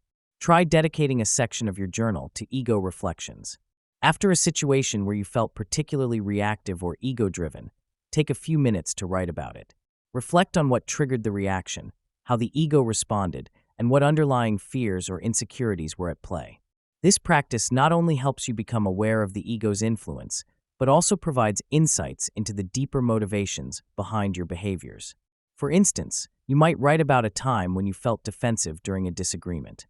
Upon reflection, you may realize that the ego feared being perceived as wrong or inadequate, which led to the defensive response. Understanding this fear allows you to approach similar situations in the future with greater awareness, reducing the ego's hold on your behavior. Non-judgmental observation, accepting the ego as part of the self. A crucial aspect of self-awareness is practicing non-judgmental observation. It's easy to feel frustrated or disappointed when we notice the ego's influence, but self-criticism only strengthens its hold. By accepting the ego as a natural part of the self, we can observe it without judgment, recognizing its patterns without feeling defined by them. This non-judgmental approach encourages self-compassion. Rather than condemning ourselves for ego-driven reactions, we can acknowledge them as part of the human experience, allowing us to move forward with greater understanding and patience. This compassionate stance fosters a sense of peace, as we no longer feel the need to suppress or control the ego, but instead learn to navigate its influence with awareness and kindness. Consider moments when you notice ego-driven thoughts, such as comparing yourself to others or craving recognition. Instead of judging these thoughts, simply acknowledge them. This is my ego seeking validation or comparison. By acknowledging without judgment, you weaken the ego's power, allowing yourself to observe it as a passing thought rather than an intrinsic truth. Cultivating awareness as a path to freedom. As we deepen self-awareness, we unlock the freedom to respond authentically rather than reactively. The more we observe the ego's patterns, the less power they hold, as we become less attached to these temporary impulses. Self-awareness allows us to live with greater intentionality, grounded in our true values and aspirations rather than the ego's desires. This journey of cultivating self-awareness is ongoing. Each day presents new opportunities to observe and learn from the ego's influence, building resilience against its pull. Over time, we experience a greater sense of freedom as we become less entangled in the ego's demands and more aligned with our true self. In the chapters that follow, we'll explore further ways to cultivate inner peace and detachment, recognizing how the ego's attachments to external status, possessions, and relationships shape our lives. By bringing awareness to these attachments, we continue on the path toward a life defined not by ego, but by authenticity, freedom, and self-compassion. Chapter 10. Embracing Vulnerability, Breaking Down Ego's Defenses. Vulnerability is one of the most profound and courageous ways to soften the ego's hold. By allowing ourselves to be vulnerable, we challenge the ego's protective walls and invite deeper, more authentic connections. Vulnerability opens us to the richness of life's experiences, making way for growth, intimacy, and genuine self-understanding. Yet, vulnerability can feel daunting, as it exposes us to potential discomfort, rejection, or judgment, the very experiences the ego works tirelessly to avoid. In this chapter, we'll explore how embracing vulnerability allows us to connect more deeply with ourselves and others, fostering a sense of freedom that only comes when we let down our defenses. Why the ego fears vulnerability. The ego seeks to protect us from emotional harm, creating barriers that shield us from perceived threats. These barriers often come in the form of defensiveness, self-sufficiency, and control, which keep us from showing our true selves. Vulnerability, in contrast, is an invitation to be open and honest, even if it means revealing our insecurities, fears, or weaknesses. For the ego, this openness feels risky, as it fears that being vulnerable could expose us to judgment, criticism, or rejection. However, while the ego's defenses may seem protective, they ultimately limit our ability to experience true connection and growth. By hiding behind a facade of invulnerability, we miss out on the richness of authentic relationships, and we deny ourselves the opportunity to fully understand and accept who we are. The paradox of vulnerability is that though it may feel uncomfortable, it brings us closer to our true self, unencumbered by the ego's need for constant self-protection. The power of vulnerability in personal growth and relationships. When we allow ourselves to be vulnerable, we give others the permission to do the same. This openness creates a foundation for trust, empathy, and understanding, qualities that are essential for meaningful relationships. Vulnerability is the language of intimacy. It bridges the gap between individuals, fostering connection in a way that surface-level interactions cannot. Vulnerability also plays a critical role in personal growth. By facing our fears and insecurities head-on, we learn more about ourselves and build resilience. Vulnerability pushes us beyond the ego's comfort zone, helping us break free from limiting beliefs and behaviors. Embracing vulnerability is an act of courage that not only strengthens our relationships, but also deepens our relationship with ourselves. Consider a person who has always felt the need to appear strong and independent. While these qualities may have served them well in some situations, they can become restrictive when it comes to forming close connections. By allowing themselves to be vulnerable, perhaps by asking for support or admitting a struggle, they begin to dismantle the ego's defenses, opening the door to genuine connection and relief from the pressure of constant self-sufficiency. Stories of people embracing vulnerability. Many of history's most inspiring figures have spoken of vulnerability as a transformative force. For example, Maya Angelou often shared her experiences of hardship and resilience, allowing her readers and listeners to see her as a whole, multifaceted person. Her openness fostered a sense of relatability and trust, inspiring countless people to embrace their own stories with honesty and courage. Vulnerability gave Angelou a unique strength, one that resonated with others on a profound level. In the realm of leadership, Brené Brown's work on vulnerability has inspired people to view it not as a weakness, but as a source of strength. Brown's research demonstrates that vulnerability is essential to creativity, innovation, and leadership, as it allows individuals to take risks, admit mistakes, and learn from failure. Her approach has encouraged leaders worldwide to embrace authenticity over perfection, showing that true strength lies in the willingness to be open and real. Exercises to practice vulnerability in daily life. Vulnerability doesn't require grand gestures. It can be practiced in small, intentional ways that gradually build comfort with openness. Here are a few exercises to help you explore and embrace vulnerability. Number 1. Share an honest feeling. Start by expressing a genuine feeling with someone you trust. It could be as simple as admitting, "I'm feeling a bit overwhelmed today," or "I'm nervous about this new project." By practicing small acts of honesty, you begin to break down the ego's need to maintain a facade of control. Notice how it feels to share openly, and observe any fears or resistance that come up. Number 2. Ask for help. The ego often equates asking for help with weakness, fearing it might diminish our self-image. Challenge this belief by intentionally asking for support with something minor, whether it's seeking advice, requesting assistance with a task, or even sharing a personal concern. Embrace the discomfort of not doing it all alone, and recognize the value in allowing others to support you. Number 3. Practice non-defensive listening. Vulnerability also involves being open to others without defensiveness. The next time someone offers feedback or shares a differing opinion, practice listening with an open mind. Resist the urge to defend or explain yourself, and simply allow the person to express their thoughts. This exercise helps dissolve the ego's need for control and promotes a more empathetic connection. Number 4. Admit a mistake or weakness. The ego strives for perfection, fearing that any admission of error will diminish its worth. To counter this, choose a safe moment to acknowledge a mistake or vulnerability, whether in a personal or professional setting. For example, if you've overlooked something, admit it openly and take responsibility. This practice builds resilience, helping you become comfortable with imperfection and allowing others to see you as human. Number 5. Reflect on moments of vulnerability. After practicing vulnerability, take time to reflect on the experience.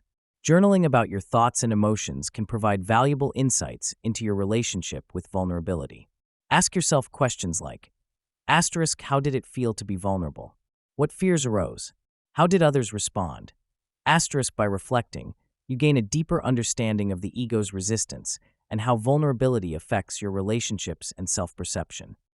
Breaking down the walls for genuine connection. As we begin to embrace vulnerability, we find that the walls the ego builds to protect us also isolate us. Genuine connection requires us to let others see the whole of who we are, including our fears, insecurities, and imperfections. When we let down our guard, we create space for trust and intimacy, allowing relationships to deepen in a way that superficial interactions cannot. It's important to remember that vulnerability doesn't mean exposing everything to everyone. Instead, it's about choosing authenticity over perfection, allowing ourselves to be open where it matters. This selective vulnerability fosters meaningful connections, as it signals to others that we trust them and are willing to show up as our true selves. Vulnerability as a path to inner freedom. Embracing vulnerability isn't just a practice for relationships, it's a path to inner freedom. When we allow ourselves to be vulnerable, we break free from the ego's constraints, releasing the need to constantly protect, defend, or perfect ourselves. Vulnerability helps us accept the fullness of our humanity, with all its complexities and contradictions. This acceptance brings a profound sense of peace, as we no longer feel the need to uphold a rigid self-image. The freedom found in vulnerability allows us to live with greater authenticity, openness, and resilience. By facing our fears of judgment or rejection, we build a foundation of self-acceptance that doesn't rely on external validation. Vulnerability teaches us that strength lies not in our ability to shield ourselves, but in our willingness to embrace life with an open heart. Moving forward with openness. As you continue on this journey, remember that vulnerability is a skill that deepens with practice. The more you allow yourself to be open and real, the less power the ego holds over your life. Each act of vulnerability chips away at the ego's defenses, bringing you closer to a life of genuine connection and freedom. In the upcoming chapters, we'll explore additional practices that promote detachment from ego-driven concerns, helping you cultivate a mindset rooted in compassion, awareness, and inner peace. Embracing vulnerability is just one of the many ways to move beyond the ego's limitations and step into a life of true authenticity and fulfillment. Chapter 11. Finding Self-Worth Beyond Approval. In a world that often measures success and worth through external validation, discovering intrinsic self-worth can feel challenging. The ego is conditioned to seek approval from others, equating praise and recognition with a sense of personal value. However, this dependence on external validation is fragile and can leave us feeling unsteady, as our self-worth fluctuates with others' opinions. In this chapter, we'll explore how to move beyond the ego's need for approval and find a sense of worth that is rooted deeply within. The quest for approval, why the ego seeks validation. From childhood, we learn to seek approval to feel accepted and valued.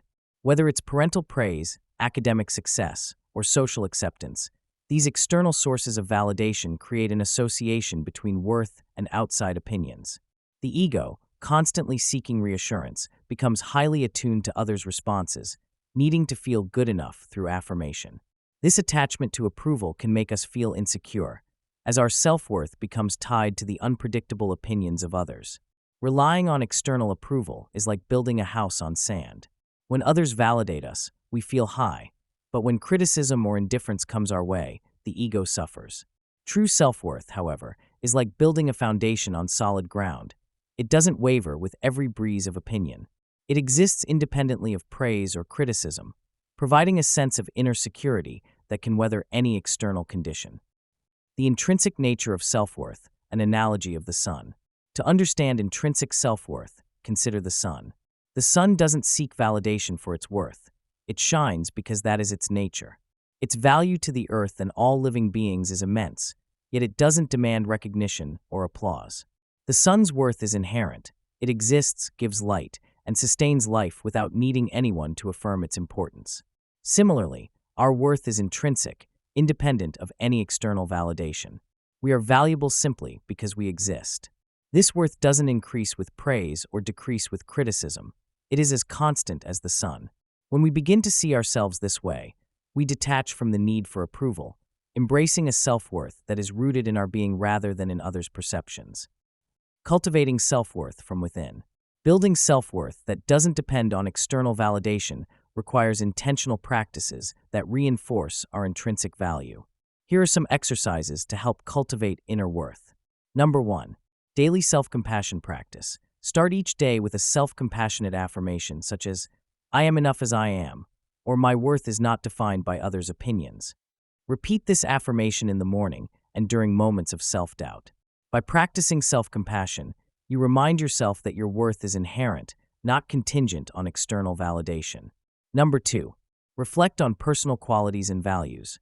Create a list of qualities and values that you admire in yourself, such as kindness, resilience, creativity, or integrity. Reflect on how these traits make you unique and valuable, independent of anyone's opinion. Recognizing your intrinsic qualities shifts the focus from what others think to who you truly are. Number 3. Challenge self-critical thoughts. When you notice yourself seeking approval or feeling insecure, pause and ask yourself, "Why do I need others to validate me?" Gently challenge the belief that your worth depends on others.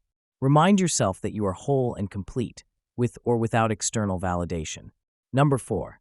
Engage in meaningful activities for your own fulfillment. Pursue activities that genuinely fulfill you, not because they impress others. Whether it's a hobby, learning something new, or spending time in nature, engage in things that bring you joy and satisfaction.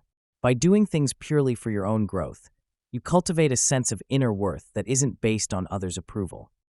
Stories of finding worth from within. To illustrate the power of intrinsic self-worth, consider the story of Vincent van Gogh. During his lifetime, Van Gogh received little recognition for his art, often feeling isolated and misunderstood. However, he continued to paint, driven by his deep love for self-expression and beauty. Today, his works are celebrated worldwide, but his worth as an artist wasn't defined by the opinions of others. It was rooted in his passion and dedication. Similarly, many who have found lasting fulfillment learn to detach from the need for approval. People like Frida Kahlo, whose unique and unfiltered art was often met with criticism, embraced their self-worth by staying true to themselves. Their self-worth didn't come from others' opinions, but from a commitment to their authentic expression and values. Practices for reinforcing inner worth. Inner worth doesn't develop overnight. It grows through consistent practice and reflection. Here are additional exercises to reinforce a sense of self-worth that remains steady in the face of others' opinions. Ego check-in for approval seeking. Whenever you feel yourself craving validation, ask yourself, am I doing this for others' approval or because it aligns with my values? If you're seeking approval, pause and consider an alternative action that reflects your own desires and values. Gratitude for self. Write down 3 things each day that you appreciate about yourself. These don't have to be grand achievements. They could be small acts of kindness, moments of resilience, or qualities you admire. By expressing gratitude for yourself, you nurture a mindset that recognizes your inherent worth. Visualization of inner light. Visualize your self-worth as a steady, radiant light within you, like the sun. Imagine it growing stronger with each breath, independent of any external opinion. Practice this visualization when you feel insecure, reminding yourself that your worth shines from within. The freedom of self-worth beyond approval. When we free ourselves from the need for approval, we experience a profound sense of liberation. We no longer feel pressured to meet others' expectations or alter ourselves to gain validation. This freedom allows us to live more authentically, as our actions and choices are guided by our values rather than by the desire to be liked or admired. Self-worth beyond approval also enhances our relationships as we approach others from a place of wholeness. When we don't need validation, we can give and receive love without hidden agendas or fears of rejection. This sense of inner completeness fosters healthier, more fulfilling connections as we engage with others openly and without the need for constant affirmation. Moving forward with intrinsic worth. Discovering intrinsic self-worth is a journey that requires patience and self-compassion. The ego may resist letting go of its need for validation, as it finds comfort in others' approval. But with practice, we can cultivate a deep, unwavering sense of worth that remains steady in all circumstances. In the upcoming chapters, we'll continue exploring how to build a life rooted in authenticity, moving beyond the ego's attachments to achieve true freedom.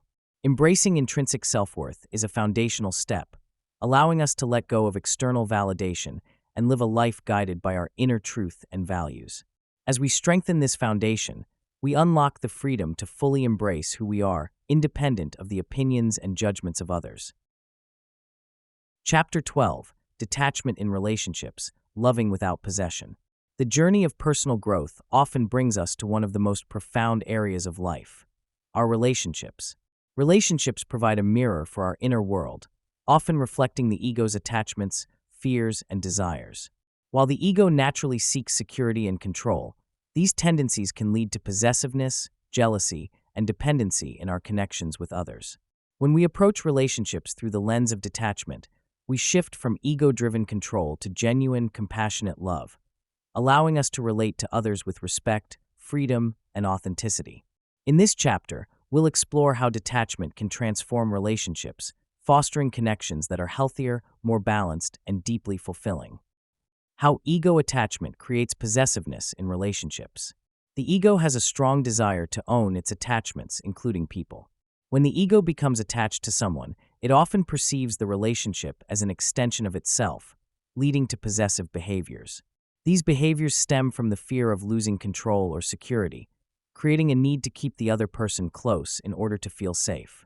While possessiveness may be subtle, like needing constant validation from a partner, it can also manifest in more overt ways, such as jealousy, mistrust, or an unwillingness to let the other person have independence. Possessiveness, however, doesn't foster closeness. It creates tension, pushing others away as they feel pressured or confined. True love can only flourish in an atmosphere of freedom, where both individuals feel respected and valued for who they are, rather than being controlled or owned. The freedom of detachment in love. Detachment in relationships doesn't mean withholding affection or avoiding commitment. It means releasing the need to control or define the other person's actions, feelings, or choices.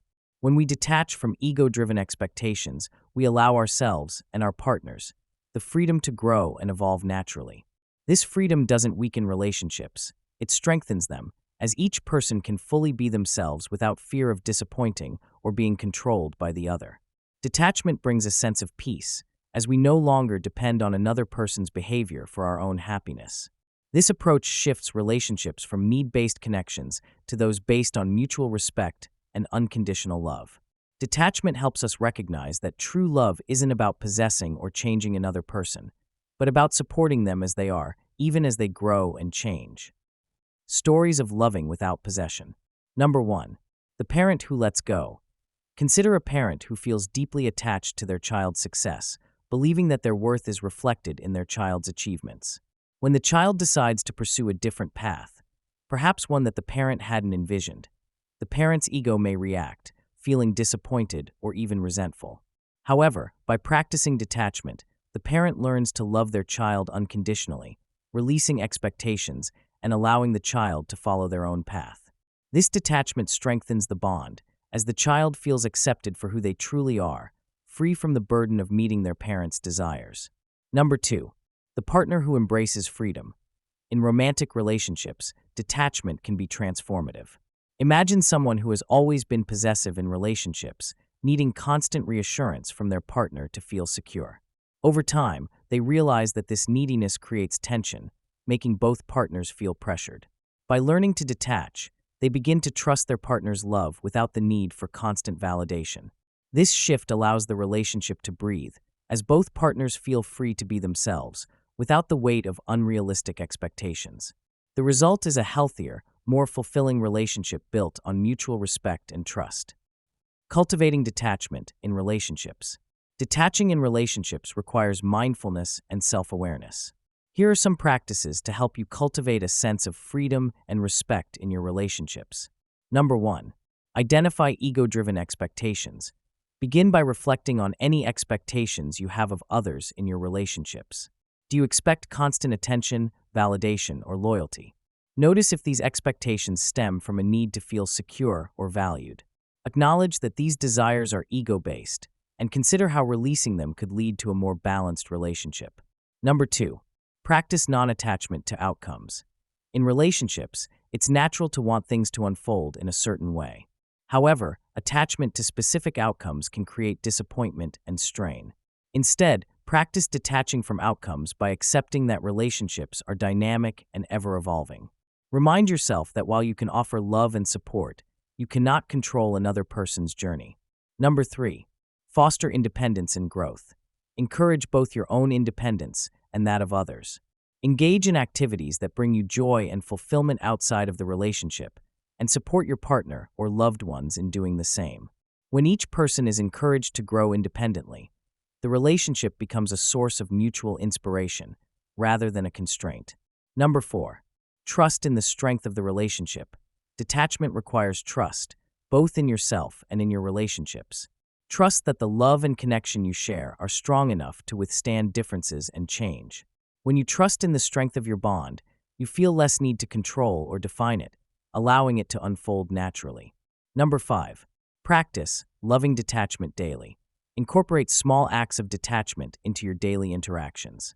This could mean allowing your loved one to make their own decisions, offering support without judgment, or simply practicing non-reactive listening.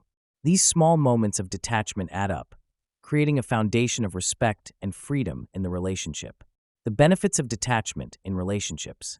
Detachment transforms relationships by reducing the ego's neediness and control.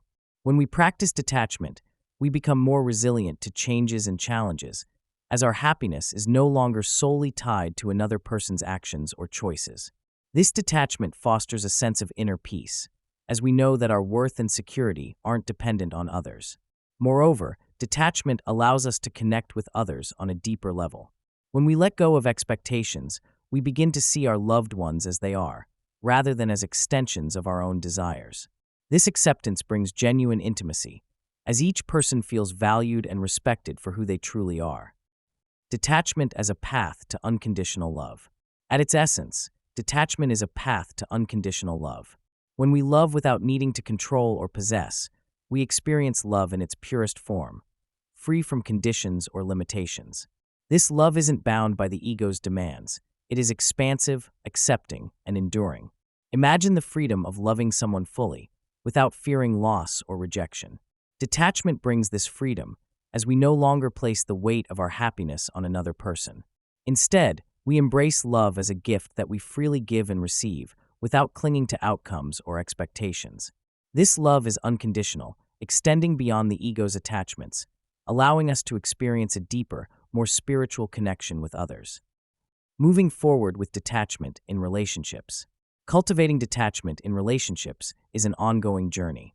Each interaction offers an opportunity to practice letting go, respecting others' autonomy, and embracing love without possession. As you continue on this path, remember that detachment doesn't mean indifference. It is a conscious choice to love freely, allowing others the space to be themselves. In the upcoming chapters, we'll explore additional aspects of detachment, including how to let go of ego-driven goals and aspirations, freeing ourselves to live a life aligned with our true values. By embracing detachment in all areas of life, we move closer to a state of inner peace, where our sense of worth and happiness come from within, unaffected by the ego's demands. Chapter 13. Purpose Beyond Achievement, Detaching from the Success Ego. In a world that constantly celebrates accomplishments, titles, and material wealth, it's easy to equate success with self-worth. The ego, deeply attached to these symbols of achievement, often drives us to chase accolades, status, and financial milestones, creating an identity tied to what we do rather than who we are. While achievements can certainly bring satisfaction, relying on them as the foundation of our purpose and self-worth can lead to an unending cycle of striving and dissatisfaction. This chapter explores how to redefine success in ways that honor personal growth, inner fulfillment, and a sense of purpose beyond ego-driven achievements. The ego's attachment to success. The ego thrives on comparison and recognition, and one of the most powerful ways it seeks validation is through the pursuit of success. Success, as defined by the ego, is often external: a prestigious title, a high income, a social following, or an impressive resume. When the ego attaches to these markers, it begins to view success as the only measure of personal worth. This attachment to success creates pressure, as each new accomplishment quickly fades, leaving us seeking the next achievement to feel valuable or complete. The pursuit of success, in itself, isn't inherently negative. Striving for goals, developing skills, and contributing to society are all valuable. However, when we base our identity and self-worth solely on achievement, we risk losing touch with our true selves and the deeper, more fulfilling purpose of life. We become trapped in a cycle of doing rather than being, where our sense of fulfillment is constantly postponed to the next goal. The journey to redefine success. Detaching from ego-driven definitions of success doesn't mean abandoning ambition or goals. Rather, it's about shifting our focus from external validation to inner fulfillment. When we redefine success as something more personal and less conditional, we find purpose in growth, relationships, and experiences that align with our values, regardless of how they appear to others. Consider the story of a corporate executive who, after years of climbing the career ladder, realized that his life felt empty despite his achievements. Recognizing that his pursuit of success was driven by the need to prove himself, he chose to redefine his goals based on his passions and values. Leaving the corporate world, he dedicated himself to social work, finding joy and fulfillment in helping others. Although he no longer held a prestigious title, his sense of purpose grew stronger, rooted in his passion rather than in external accolades. Examples of finding purpose beyond achievement. Number 1. Albert Einstein and the joy of curiosity.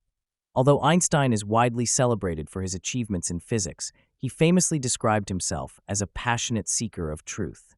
His purpose wasn't limited to his discoveries, but was fueled by an insatiable curiosity and a love of learning. For Einstein, success wasn't measured by awards or titles, but by his commitment to exploring the mysteries of the universe. Number 2. Maya Angelou's life of service. Maya Angelou was an author, poet, and civil rights activist who found purpose in sharing her voice and lifting up others. Her achievements were remarkable, yet her sense of success was deeply personal and connected to her mission of inspiring others. Angelou's purpose wasn't tied to external recognition, but to her dedication to storytelling, advocacy, and human connection. Number 3. A volunteer finding meaning in small acts.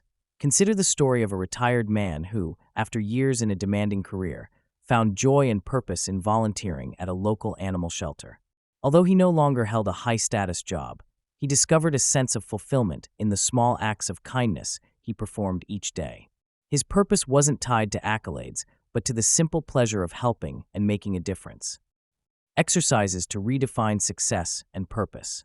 To detach from the success ego, it's essential to redefine what success and purpose mean on a personal level. Here are some exercises to guide you on this journey. Number 1. Reflect on your values and passions. Take time to identify what truly matters to you beyond external validation.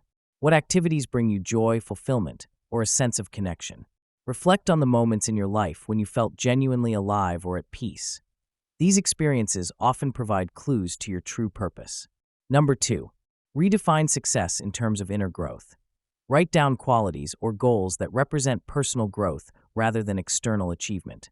For example, success might mean developing resilience, deepening compassion, or fostering gratitude. When you measure success in terms of inner qualities, you create a more sustainable and fulfilling foundation for self-worth. Number 3. Practice non-comparative self-reflection. Comparison is a primary way the ego evaluates success, but it often leads to dissatisfaction. Instead, focus on your own progress without looking to others for reference. Celebrate personal achievements, however small, and recognize them as steps on your unique path. Number 4. Set purpose-driven goals. Instead of goals that center around external recognition, set goals that align with your purpose and values. These might include strengthening relationships, learning a new skill purely for enjoyment, or giving back to your community. Purpose-driven goals nourish the soul, providing lasting fulfillment that doesn't depend on others' approval. Number 5. Create a purpose statement. Write a short statement that reflects what you hope to contribute to the world. This statement should be personal and reflect your values, interests, and passions. For instance, a purpose statement might be to inspire others to see beauty in every moment, or to learn and grow while lifting others along the way. Keep this statement as a reminder of your true purpose beyond ego-driven success. The freedom of purpose beyond achievement. Detaching from ego-driven definitions of success brings a sense of freedom. No longer reliant on external validation, you can pursue goals that genuinely resonate with your spirit. This detachment allows you to live with authenticity, as your actions and decisions are aligned with your inner values rather than societal expectations. When your sense of worth comes from within, you are free to explore life's possibilities without the pressure to prove yourself. Living with purpose beyond achievement also enriches relationships, as you no longer approach others from a place of competition or comparison. Instead, you celebrate others' successes and find joy in the collective journey of growth and connection. Detaching from the success ego fosters a mindset of abundance, where fulfillment isn't a scarce resource, but something that can be shared and multiplied. Moving forward with purpose and inner fulfillment. Detaching from the ego's concept of success is an ongoing practice. Each day presents new opportunities to choose inner fulfillment over external validation, cultivating a life that feels meaningful and complete. This journey isn't about abandoning goals or ambitions, but about grounding them in a deeper sense of purpose that reflects who you truly are. In the chapters that follow, we'll continue exploring ways to live with authenticity, embracing a sense of purpose that goes beyond ego and external recognition. By embracing this freedom, you create a life that is not only successful in the traditional sense, but also deeply fulfilling. A life where your achievements are an expression of your true self, not a measure of your worth. Chapter 14. Ego and Authenticity, Being Real Without Fear. In a world that often emphasizes fitting in over standing out, it's common to feel pressured to mold ourselves to others' expectations. The ego, deeply concerned with approval and belonging, can sometimes push us to compromise our true values, personalities, or desires to avoid rejection or criticism. While this fitting in might temporarily feel safe, it ultimately distances us from our authentic selves, creating an inner conflict that can lead to dissatisfaction, resentment, and even a sense of emptiness. This chapter explores how to embrace authenticity, shedding the fear of rejection, and reconnecting with genuine self-expression. Why the ego fears authenticity. The ego is fundamentally concerned with security, emotional, social, and psychological. As a result, it often prefers the comfort of conformity over the vulnerability of authenticity. The ego may reason that it's safer to follow the crowd, to downplay personal opinions, or to avoid standing out, fearing that authenticity could bring criticism, judgment, or exclusion. But by compromising who we are to fit in, we lose a connection with our own uniqueness, values, and inner joy. Authenticity, however, is the key to living a life that feels aligned, meaningful, and fulfilling. Embracing who we truly are requires courage to stand apart from others' opinions and expectations. It involves releasing the ego's need for validation and reclaiming our voice, our values, and our individuality. Compromising authenticity, the ego's need for approval. Throughout life, we encounter situations that challenge our authenticity. Here are some ways the ego's need for approval can lead us to compromise our true selves. Conforming to social expectations. Many people feel pressured to adopt certain behaviors, careers, or lifestyles that don't resonate with them, simply because they want to be accepted. For instance, someone might pursue a high-status job they don't enjoy to gain social approval, while their true passion lies in a creative field. Hiding unique traits, fearful of being seen as different. The ego often pushes us to suppress unique traits or unconventional ideas. A person might avoid expressing their love for an unusual hobby or interest because they fear others might judge or not understand them. Over time, this self-suppression limits personal joy and can lead to a loss of identity. Saying yes when we mean no. The ego's fear of displeasing others can lead us to agree to things that don't align with our values. This pattern, often seen in people-pleasing behavior, is a way the ego seeks acceptance, but it comes at the expense of our own boundaries and inner peace. Embracing authenticity, the path back to your true self. Reconnecting with authenticity means moving past the ego's need for approval and embracing the courage to be ourselves. Here are some ways to nurture and express your true self with confidence. Number 1. Identify core values. Reflect on the values that genuinely matter to you, such as honesty, kindness, creativity, or independence. Make a list of these values and ask yourself how aligned your current actions are with them. Knowing your core values serves as a compass, guiding you to make choices that reflect who you truly are. Number 2. Recognize the power of no. Saying no can be an empowering act of authenticity. If something doesn't align with your values or needs, practice respectfully declining.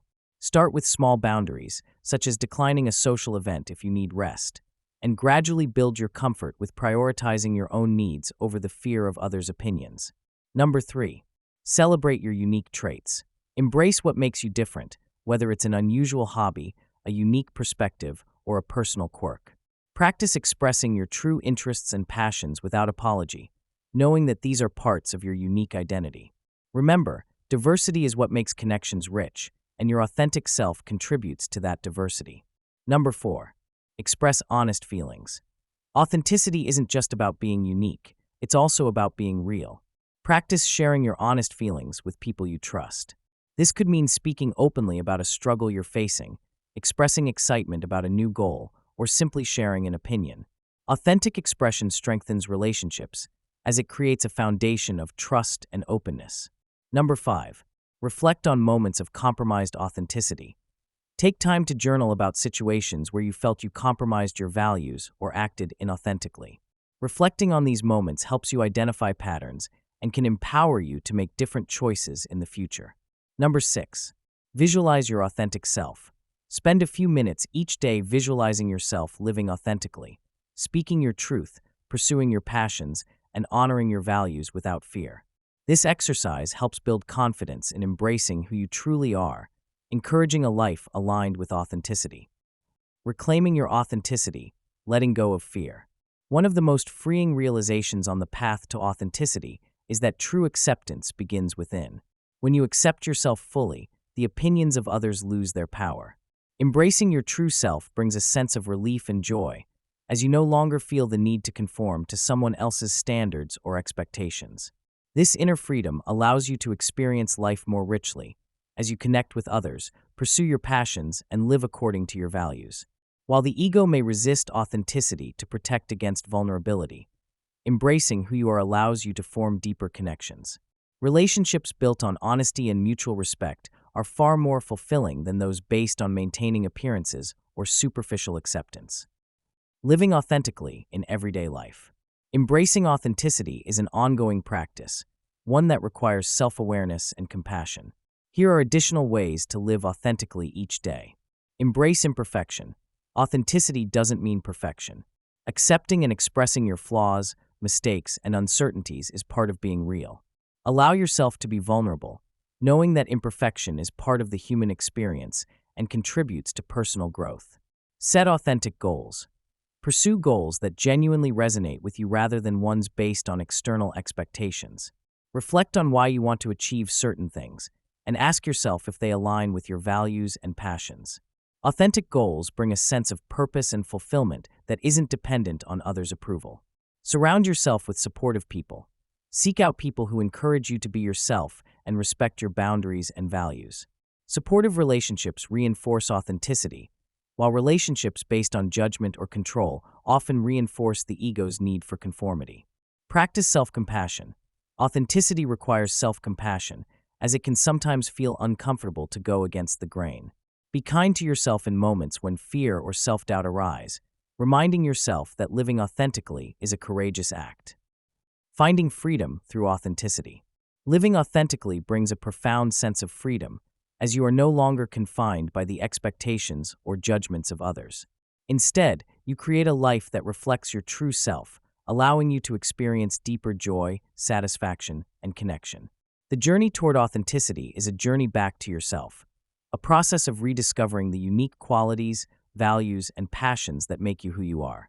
When you embrace authenticity, you inspire others to do the same. Your courage to live genuinely encourages those around you to let go of their own masks, fostering connections that are real, supportive, and meaningful. This journey isn't about perfection, but about honoring the truth within, trusting that who you are is more than enough. In the following chapters, we'll explore further ways to detach from the ego's need for validation and control, embracing a life of presence, purpose, and inner peace. Authenticity is just one of the many gifts that arise when we let go of the ego's fears and allow ourselves to be fully and unapologetically real. Chapter 15. Embracing Presence, Finding Freedom from Ego Narratives. In our daily lives, the ego constantly pulls us into cycles of past regrets and future anxieties, robbing us of the peace found in the present moment. These ego-driven narratives, whether they're worries about things that may never happen or ruminations over things we can't change, keep us stuck in a mental loop, disconnected from the fullness of life unfolding around us. By embracing the power of presence, we can move beyond the ego's influence and experience a profound sense of freedom and clarity. This chapter delves into the practice of present moment awareness, offering tools and analogies to help us break free from repetitive ego-driven stories and reconnect with a calm, centered state of being.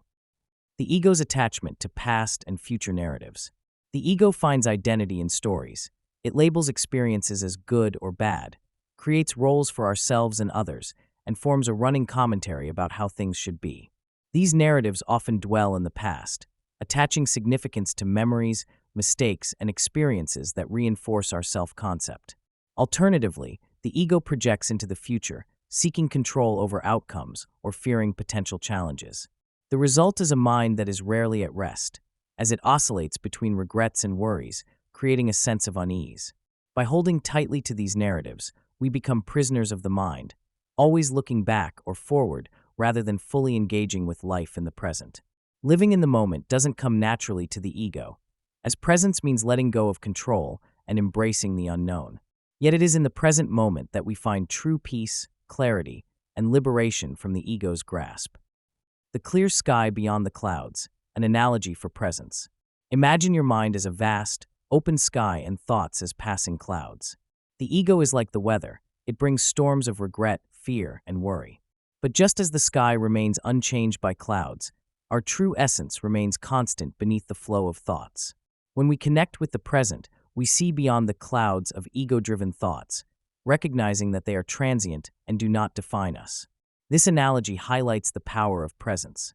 In the same way that the sky clears when clouds pass, our minds experience peace when we step back from our thoughts and observe them without attachment. In presence, we realize that we are not the thoughts or narratives we tell ourselves, but rather the awareness beneath them.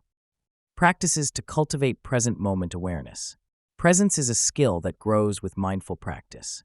Here are some practical exercises to help you cultivate a sense of presence, releasing attachment to the ego's narratives and connecting with the peace of the present. 1. Mindful breathing.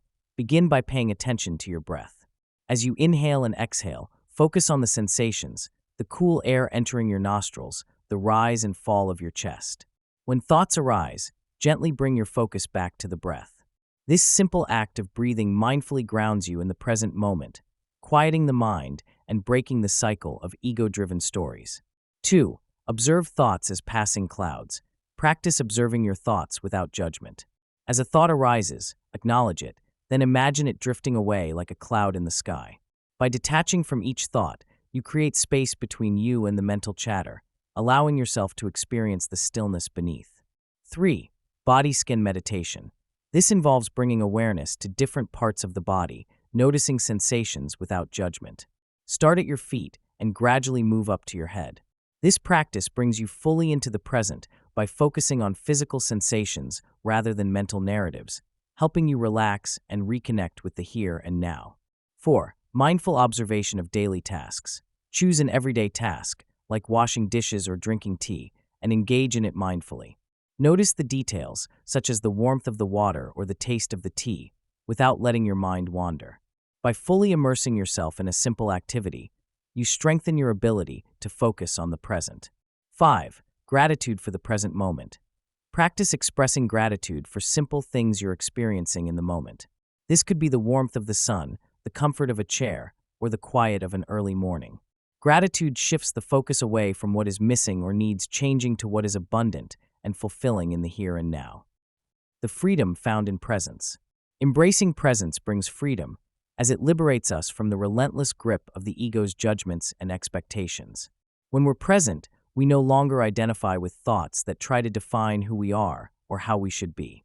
We stop chasing the next moment, the next goal, or the next fix to feel whole, realizing that completeness is found in simply being. Presence also brings a sense of peace that is independent of external circumstances. Instead of reacting to life from a place of fear, desire, or expectation, we respond with clarity and calm. This inner stillness allows us to meet each moment as it comes, free from the need to control or anticipate every detail. In presence, we reconnect with life itself, experiencing the world directly rather than through the filter of the mind. The sights, sounds, and sensations of each moment become vivid and rich, bringing a sense of wonder and gratitude that is often lost when we're lost in thought. Living with presence in relationships. Presence enhances our relationships by enabling us to connect with others authentically. When we're fully present, we listen deeply, free from the ego's tendency to judge, compare, or assume. This presence creates a space for others to express themselves openly, fostering trust and understanding. Relationships become more fulfilling as they're rooted in real connection rather than ego-driven needs. Moving forward with presence as a way of life. Embracing presence isn't a one-time effort. It's a practice we can bring into each day, each moment, and each interaction. While the mind will inevitably wander back to ego-driven stories, presence teaches us to return gently to the here and now, accepting each moment as it is. Presence is a doorway to inner peace, self-understanding, and the freedom to experience life as it truly is. As we conclude this journey through understanding the ego, let presence be the foundation upon which you continue building a life of authenticity, freedom, and inner peace.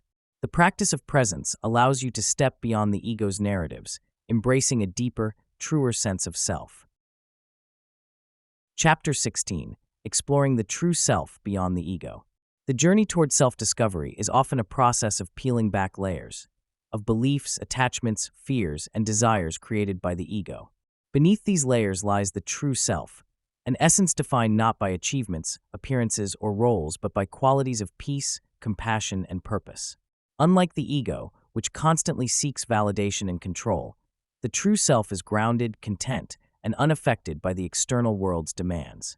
This chapter invites readers to explore this deeper sense of self, introducing practices that help uncover and connect with the part of us that exists beyond ego-driven identities. The true self versus the ego self. The ego thrives on creating an identity based on external factors, status, achievements, and comparisons to others. It constructs a version of ourselves that feels secure in its definitions, labeling us as successful, creative, respected, or powerful. While these identities can bring temporary satisfaction, they are fragile, easily shaken by changes in circumstances. When the ego is threatened by failure, criticism, or loss, it reacts defensively, revealing that these identities were never solid foundations for a lasting sense of self. In contrast, the true self exists beyond these roles and labels. It doesn't rely on validation or approval because it is already whole and complete. This part of us is the observer, the quiet awareness beneath thoughts and emotions. It is connected to a deep sense of peace, a feeling of home, that cannot be disturbed by life's ups and downs. Peeling back the layers, an analogy of the onion. Imagine the self as an onion, each layer representing a belief, role, or attachment the ego has constructed over time. As we peel away each layer, our desire for approval, our need for control, our attachments to success or failure, we come closer to the core of who we are. Each layer removed brings us closer to the true self, the essence that exists independently of external identities. This analogy illustrates the journey of self-discovery as one of release, not addition. It's not about becoming more or better. It's about letting go of what is unnecessary, of what no longer serves us. With each layer we shed, we experience a clearer sense of self, one that is rooted in inner peace rather than external validation. Exploring and connecting with the true self. Connecting with the true self requires a willingness to look inward and to observe the layers the ego has built. Here are some reflective exercises to help uncover this deeper part of yourself. Number 1. Identify ego-driven identities. Reflect on the identities or roles you feel most attached to, such as successful professional, good parent, or creative artist. Consider how much of your self-worth depends on maintaining these roles. Write down each identity and observe how you feel when you imagine letting go of it. This exercise helps you recognize where the ego has attached itself and opens the door to discovering what exists beyond these roles. Number 2. Practice silent observation. Set aside a few minutes each day to sit in silence. During this time, focus on simply being, without doing or thinking about anything specific. Observe any thoughts that arise, but refrain from engaging with them. This practice brings you closer to the awareness that exists beyond thought, the true self that is always present, peaceful, and undisturbed. Number 3. Reflect on moments of inner peace. Think back to times when you felt completely at ease and at peace, perhaps in nature, in meditation, or during a quiet moment alone. These moments of calm often reflect our true self, as they arise when the mind is quiet and the ego's demands are absent. Reflecting on these experiences helps you reconnect with the qualities of your true self and realize that peace is an innate part of who you are. Number 4. Visualize your true self. Take a moment to visualize a version of yourself that is free from labels, fears, and desires. Imagine a self that exists simply as awareness, without judgment or attachment. What qualities would this self embody? Kindness? Compassion? Resilience? Use this visualization as a reminder of the qualities that are inherently part of you, unclouded by the ego. Number 5. Journal on your values and passions. Write down what truly matters to you, not what society or others value, but what genuinely brings you joy, purpose, and meaning. These values often reflect the true self's priorities, as they stem from inner fulfillment rather than external validation. Identifying and reconnecting with these values helps you align more closely with your authentic self. Qualities of the true self: peace, compassion, and purpose. As we move beyond the ego, we uncover qualities that are universal yet unique to each person's expression of the true self. Peace. The true self is innately peaceful, unshaken by external events. When we let go of ego-driven attachments and expectations, we connect with an inner calm that doesn't rely on circumstances or achievements. Compassion. With the ego's defenses lowered, we become more compassionate toward ourselves and others. Compassion flows naturally from the true self, as it doesn't judge or compare, but simply sees and accepts. Purpose. The true self is driven by a sense of purpose that transcends ego goals. This purpose often involves growth, contribution, or creativity that feels fulfilling on a deep, personal level. Unlike ego-driven success, which seeks recognition, purpose rooted in the true self seeks meaning and alignment with our values. Living from the true self. Living from the true self is an ongoing practice of observing and releasing ego-driven thoughts, behaviors, and desires. This practice doesn't mean we never feel attachment, fear, or pride, but it encourages us to notice these feelings without letting them define us. Each time we return to our true self, we experience a greater sense of freedom, a life that feels more authentic and aligned. By embracing our true self, we discover that fulfillment isn't something to be achieved, but something that already exists within us. We find joy in the present, compassion in our relationships, and purpose in our actions, all untainted by the ego's demands. Living from this place allows us to experience life fully, with a sense of openness, wonder, and peace. In the next chapter, we'll explore how detachment from ego-driven goals opens the door to authentic personal growth, where success is measured not by external achievements, but by inner alignment and genuine fulfillment. As we continue on this journey, we become more attuned to our true selves, experiencing life in its most expansive, vibrant, and meaningful form. Chapter 17: Integrating Detachment into Daily Life. Detachment isn't about renouncing our lives or distancing ourselves from our passions. Rather, it's a practice of releasing the ego's grip on outcomes, opinions, and identities. Living with detachment allows us to experience life fully while maintaining a sense of inner freedom and peace. This chapter explores practical ways to cultivate detachment in daily life, whether in relationships, career choices, or personal aspirations, by becoming aware of ego-driven reactions and choosing instead to respond from a place of calm, purpose, and presence. Detachment as a daily practice. Detachment begins with awareness. By noticing where the ego clings to expectations or judgments, we can gradually let go of these attachments and approach life with openness. Detachment allows us to engage with others, make decisions, and pursue goals without losing ourselves in the outcome. This approach is deeply liberating, as it frees us from the need for approval, control, or validation. Real-world examples of detachment in action. Number 1. Decision-making with clarity. Consider the story of a professional who faces a choice between a promotion and a new job opportunity. Rather than approaching this decision from a place of fear or pride, e.g., fear of missing out, pride in a title, they approach it with detachment by focusing on what aligns with their values and long-term vision. Without the ego's attachment to status or security, they're able to choose a path that resonates with their inner purpose. Number 2. Detachment in relationships. Imagine a person who practices detachment by releasing the need for constant validation from their partner. Instead of relying on their partner to complete them or make them feel worthy, they cultivate self-worth independently, freeing both parties to experience love without dependency. This detachment fosters a healthier, more balanced relationship built on respect rather than neediness. Number 3. Navigating career goals with peace. Another example is of an artist who creates with passion but practices detachment by not allowing public opinion or sales numbers to define their worth. By focusing on the joy of creation rather than external validation, they maintain a sense of fulfillment regardless of others' opinions. Exercises for practicing daily detachment. Integrating detachment into daily life requires small, consistent practices that build resilience against ego-driven reactions. Here are some exercises to help cultivate detachment in practical ways. Number 1. Mindful presence in routine tasks.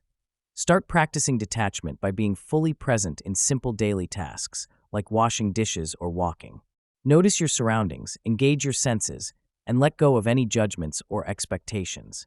This exercise grounds you in the present, helping you practice releasing control over outcomes. Number 2.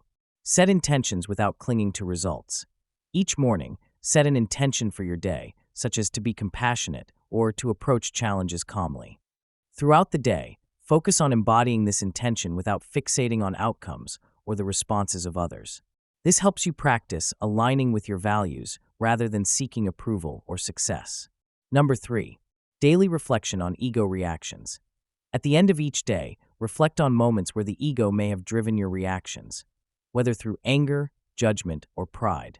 Notice how these moments felt and how you might respond differently with detachment.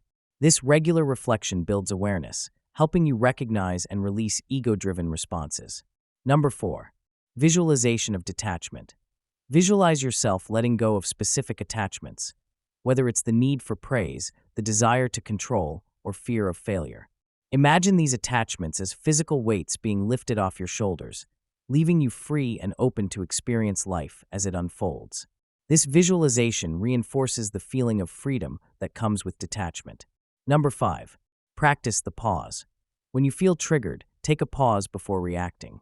In this pause, notice if the ego is seeking validation, control, or defense. By pausing, you create space to respond mindfully rather than reacting impulsively. This practice strengthens your ability to detach from automatic reactions, fostering inner calm and clarity. Incorporating detachment into key areas of life. Number 1. Relationships. Detachment in relationships doesn't mean disconnecting emotionally. Rather, it's about releasing expectations. Practice approaching loved ones with compassion and understanding rather than trying to control their actions or responses. This approach creates space for authentic connection, as both parties feel valued without pressure to conform to each other's expectations. Number 2. Career choices. Detachment in career goals involves setting goals aligned with personal growth rather than external recognition. While ambition and hard work are valuable, practicing detachment keeps you from becoming overly invested in titles, awards, or financial success. Detachment encourages you to focus on purpose and fulfillment, allowing career decisions to be guided by your inner values. Number 3. Self-perception. Our self-worth is often closely tied to ego-driven narratives of success or failure. Detachment from these narratives allows you to see yourself as whole and complete, regardless of achievements or setbacks. Practice affirming your worth independently of external factors, reminding yourself that who you are is not defined by what you accomplish.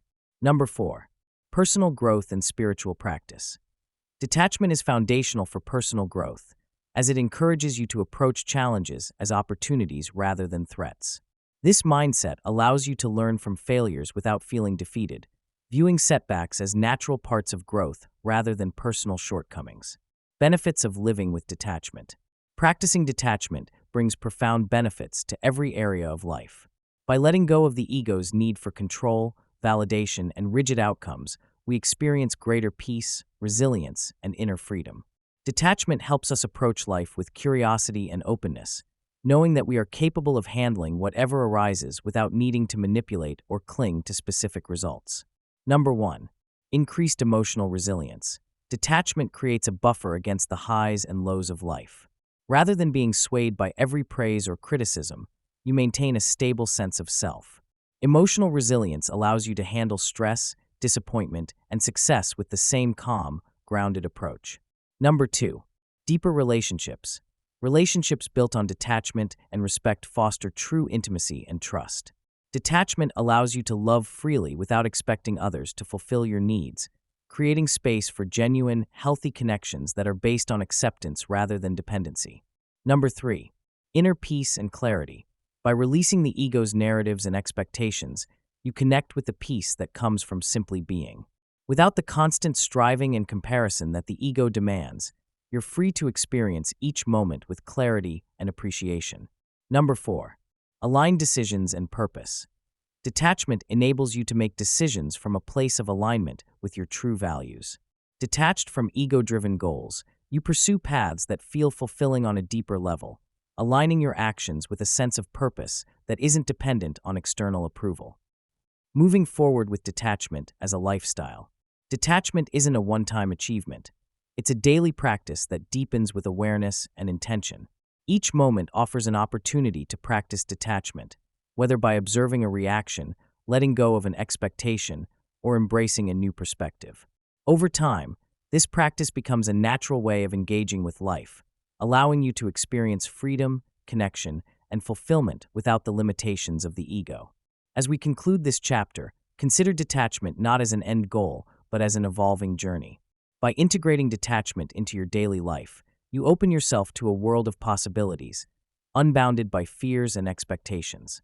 In the chapters to come, we'll explore how detachment complements the journey of self-discovery, empowering you to live with authenticity, inner peace, and a deep sense of purpose. Chapter 18. The Path of Continuous Growth, Beyond the Self. The journey of detachment is not a single destination or moment of arrival. It is a lifelong process of growing, observing, and releasing the layers of ego that keep us confined.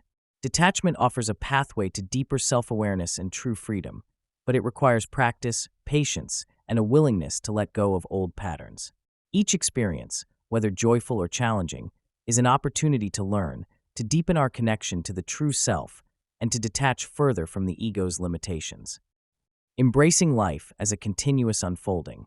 When we begin to see life as a continuous unfolding rather than a series of fixed achievements, we allow ourselves to grow without limits. Instead of clinging to who we think we are or where we think we should be, we can approach each day with openness, curiosity, and acceptance. This mindset transforms life from a race for success into a journey of discovery, where each step brings greater clarity and understanding. In this ongoing path of detachment, self-awareness becomes our guide. The more we practice observing our thoughts, emotions, and reactions, the more we uncover the subtle ways in which the ego influences our lives. With each moment of insight, we gain the power to make conscious choices, releasing attachments that no longer serve us and embracing a more expansive sense of self. The freedom of living beyond the ego. Living beyond the ego means we are no longer bound by the fears, desires, and comparisons that once defined us. Free from the ego's constraints, we experience life with a sense of lightness, openness, and compassion. This freedom allows us to experience life fully, without the ego's need to control or predict. We are open to life's possibilities and present in each moment.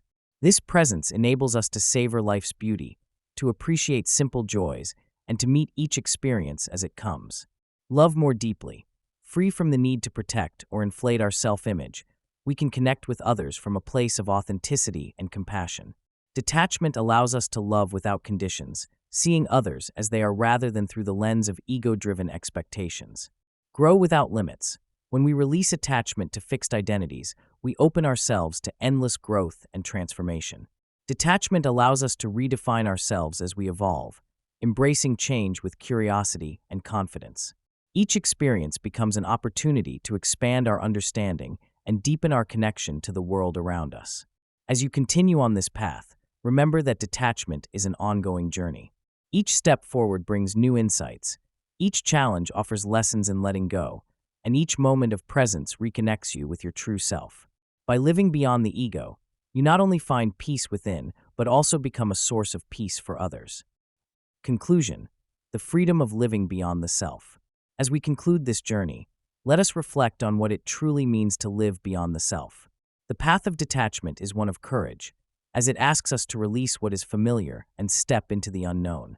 Yet it is also a path of liberation, for when we let go of the ego's grip, we free ourselves to live authentically, to connect deeply, and to experience life in its fullness. Detachment is not about giving up on life or desires, but about embracing life with a renewed perspective, one that is grounded in peace, compassion, and purpose.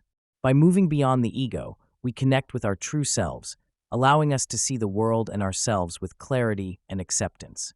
This freedom transforms us, enabling us to experience life as it truly is rather than as the ego would have it be. In a world that often encourages us to accumulate, to compete, and to control, the act of letting go is a powerful form of rebellion. It is a way of saying yes to freedom, to growth, and to love. As you move forward, may this journey inspire you to embrace each moment with openness, each relationship with compassion, and each experience with a sense of wonder. A final note: if this book has resonated with you, consider sharing your thoughts, leaving a comment, or passing it on to others who may find value in its pages. Knowledge grows when it is shared, and together, we can inspire others to live beyond the ego and discover the beauty of true freedom. Thank you for embarking on this journey, and may your path continue to unfold in wisdom, peace, and joy.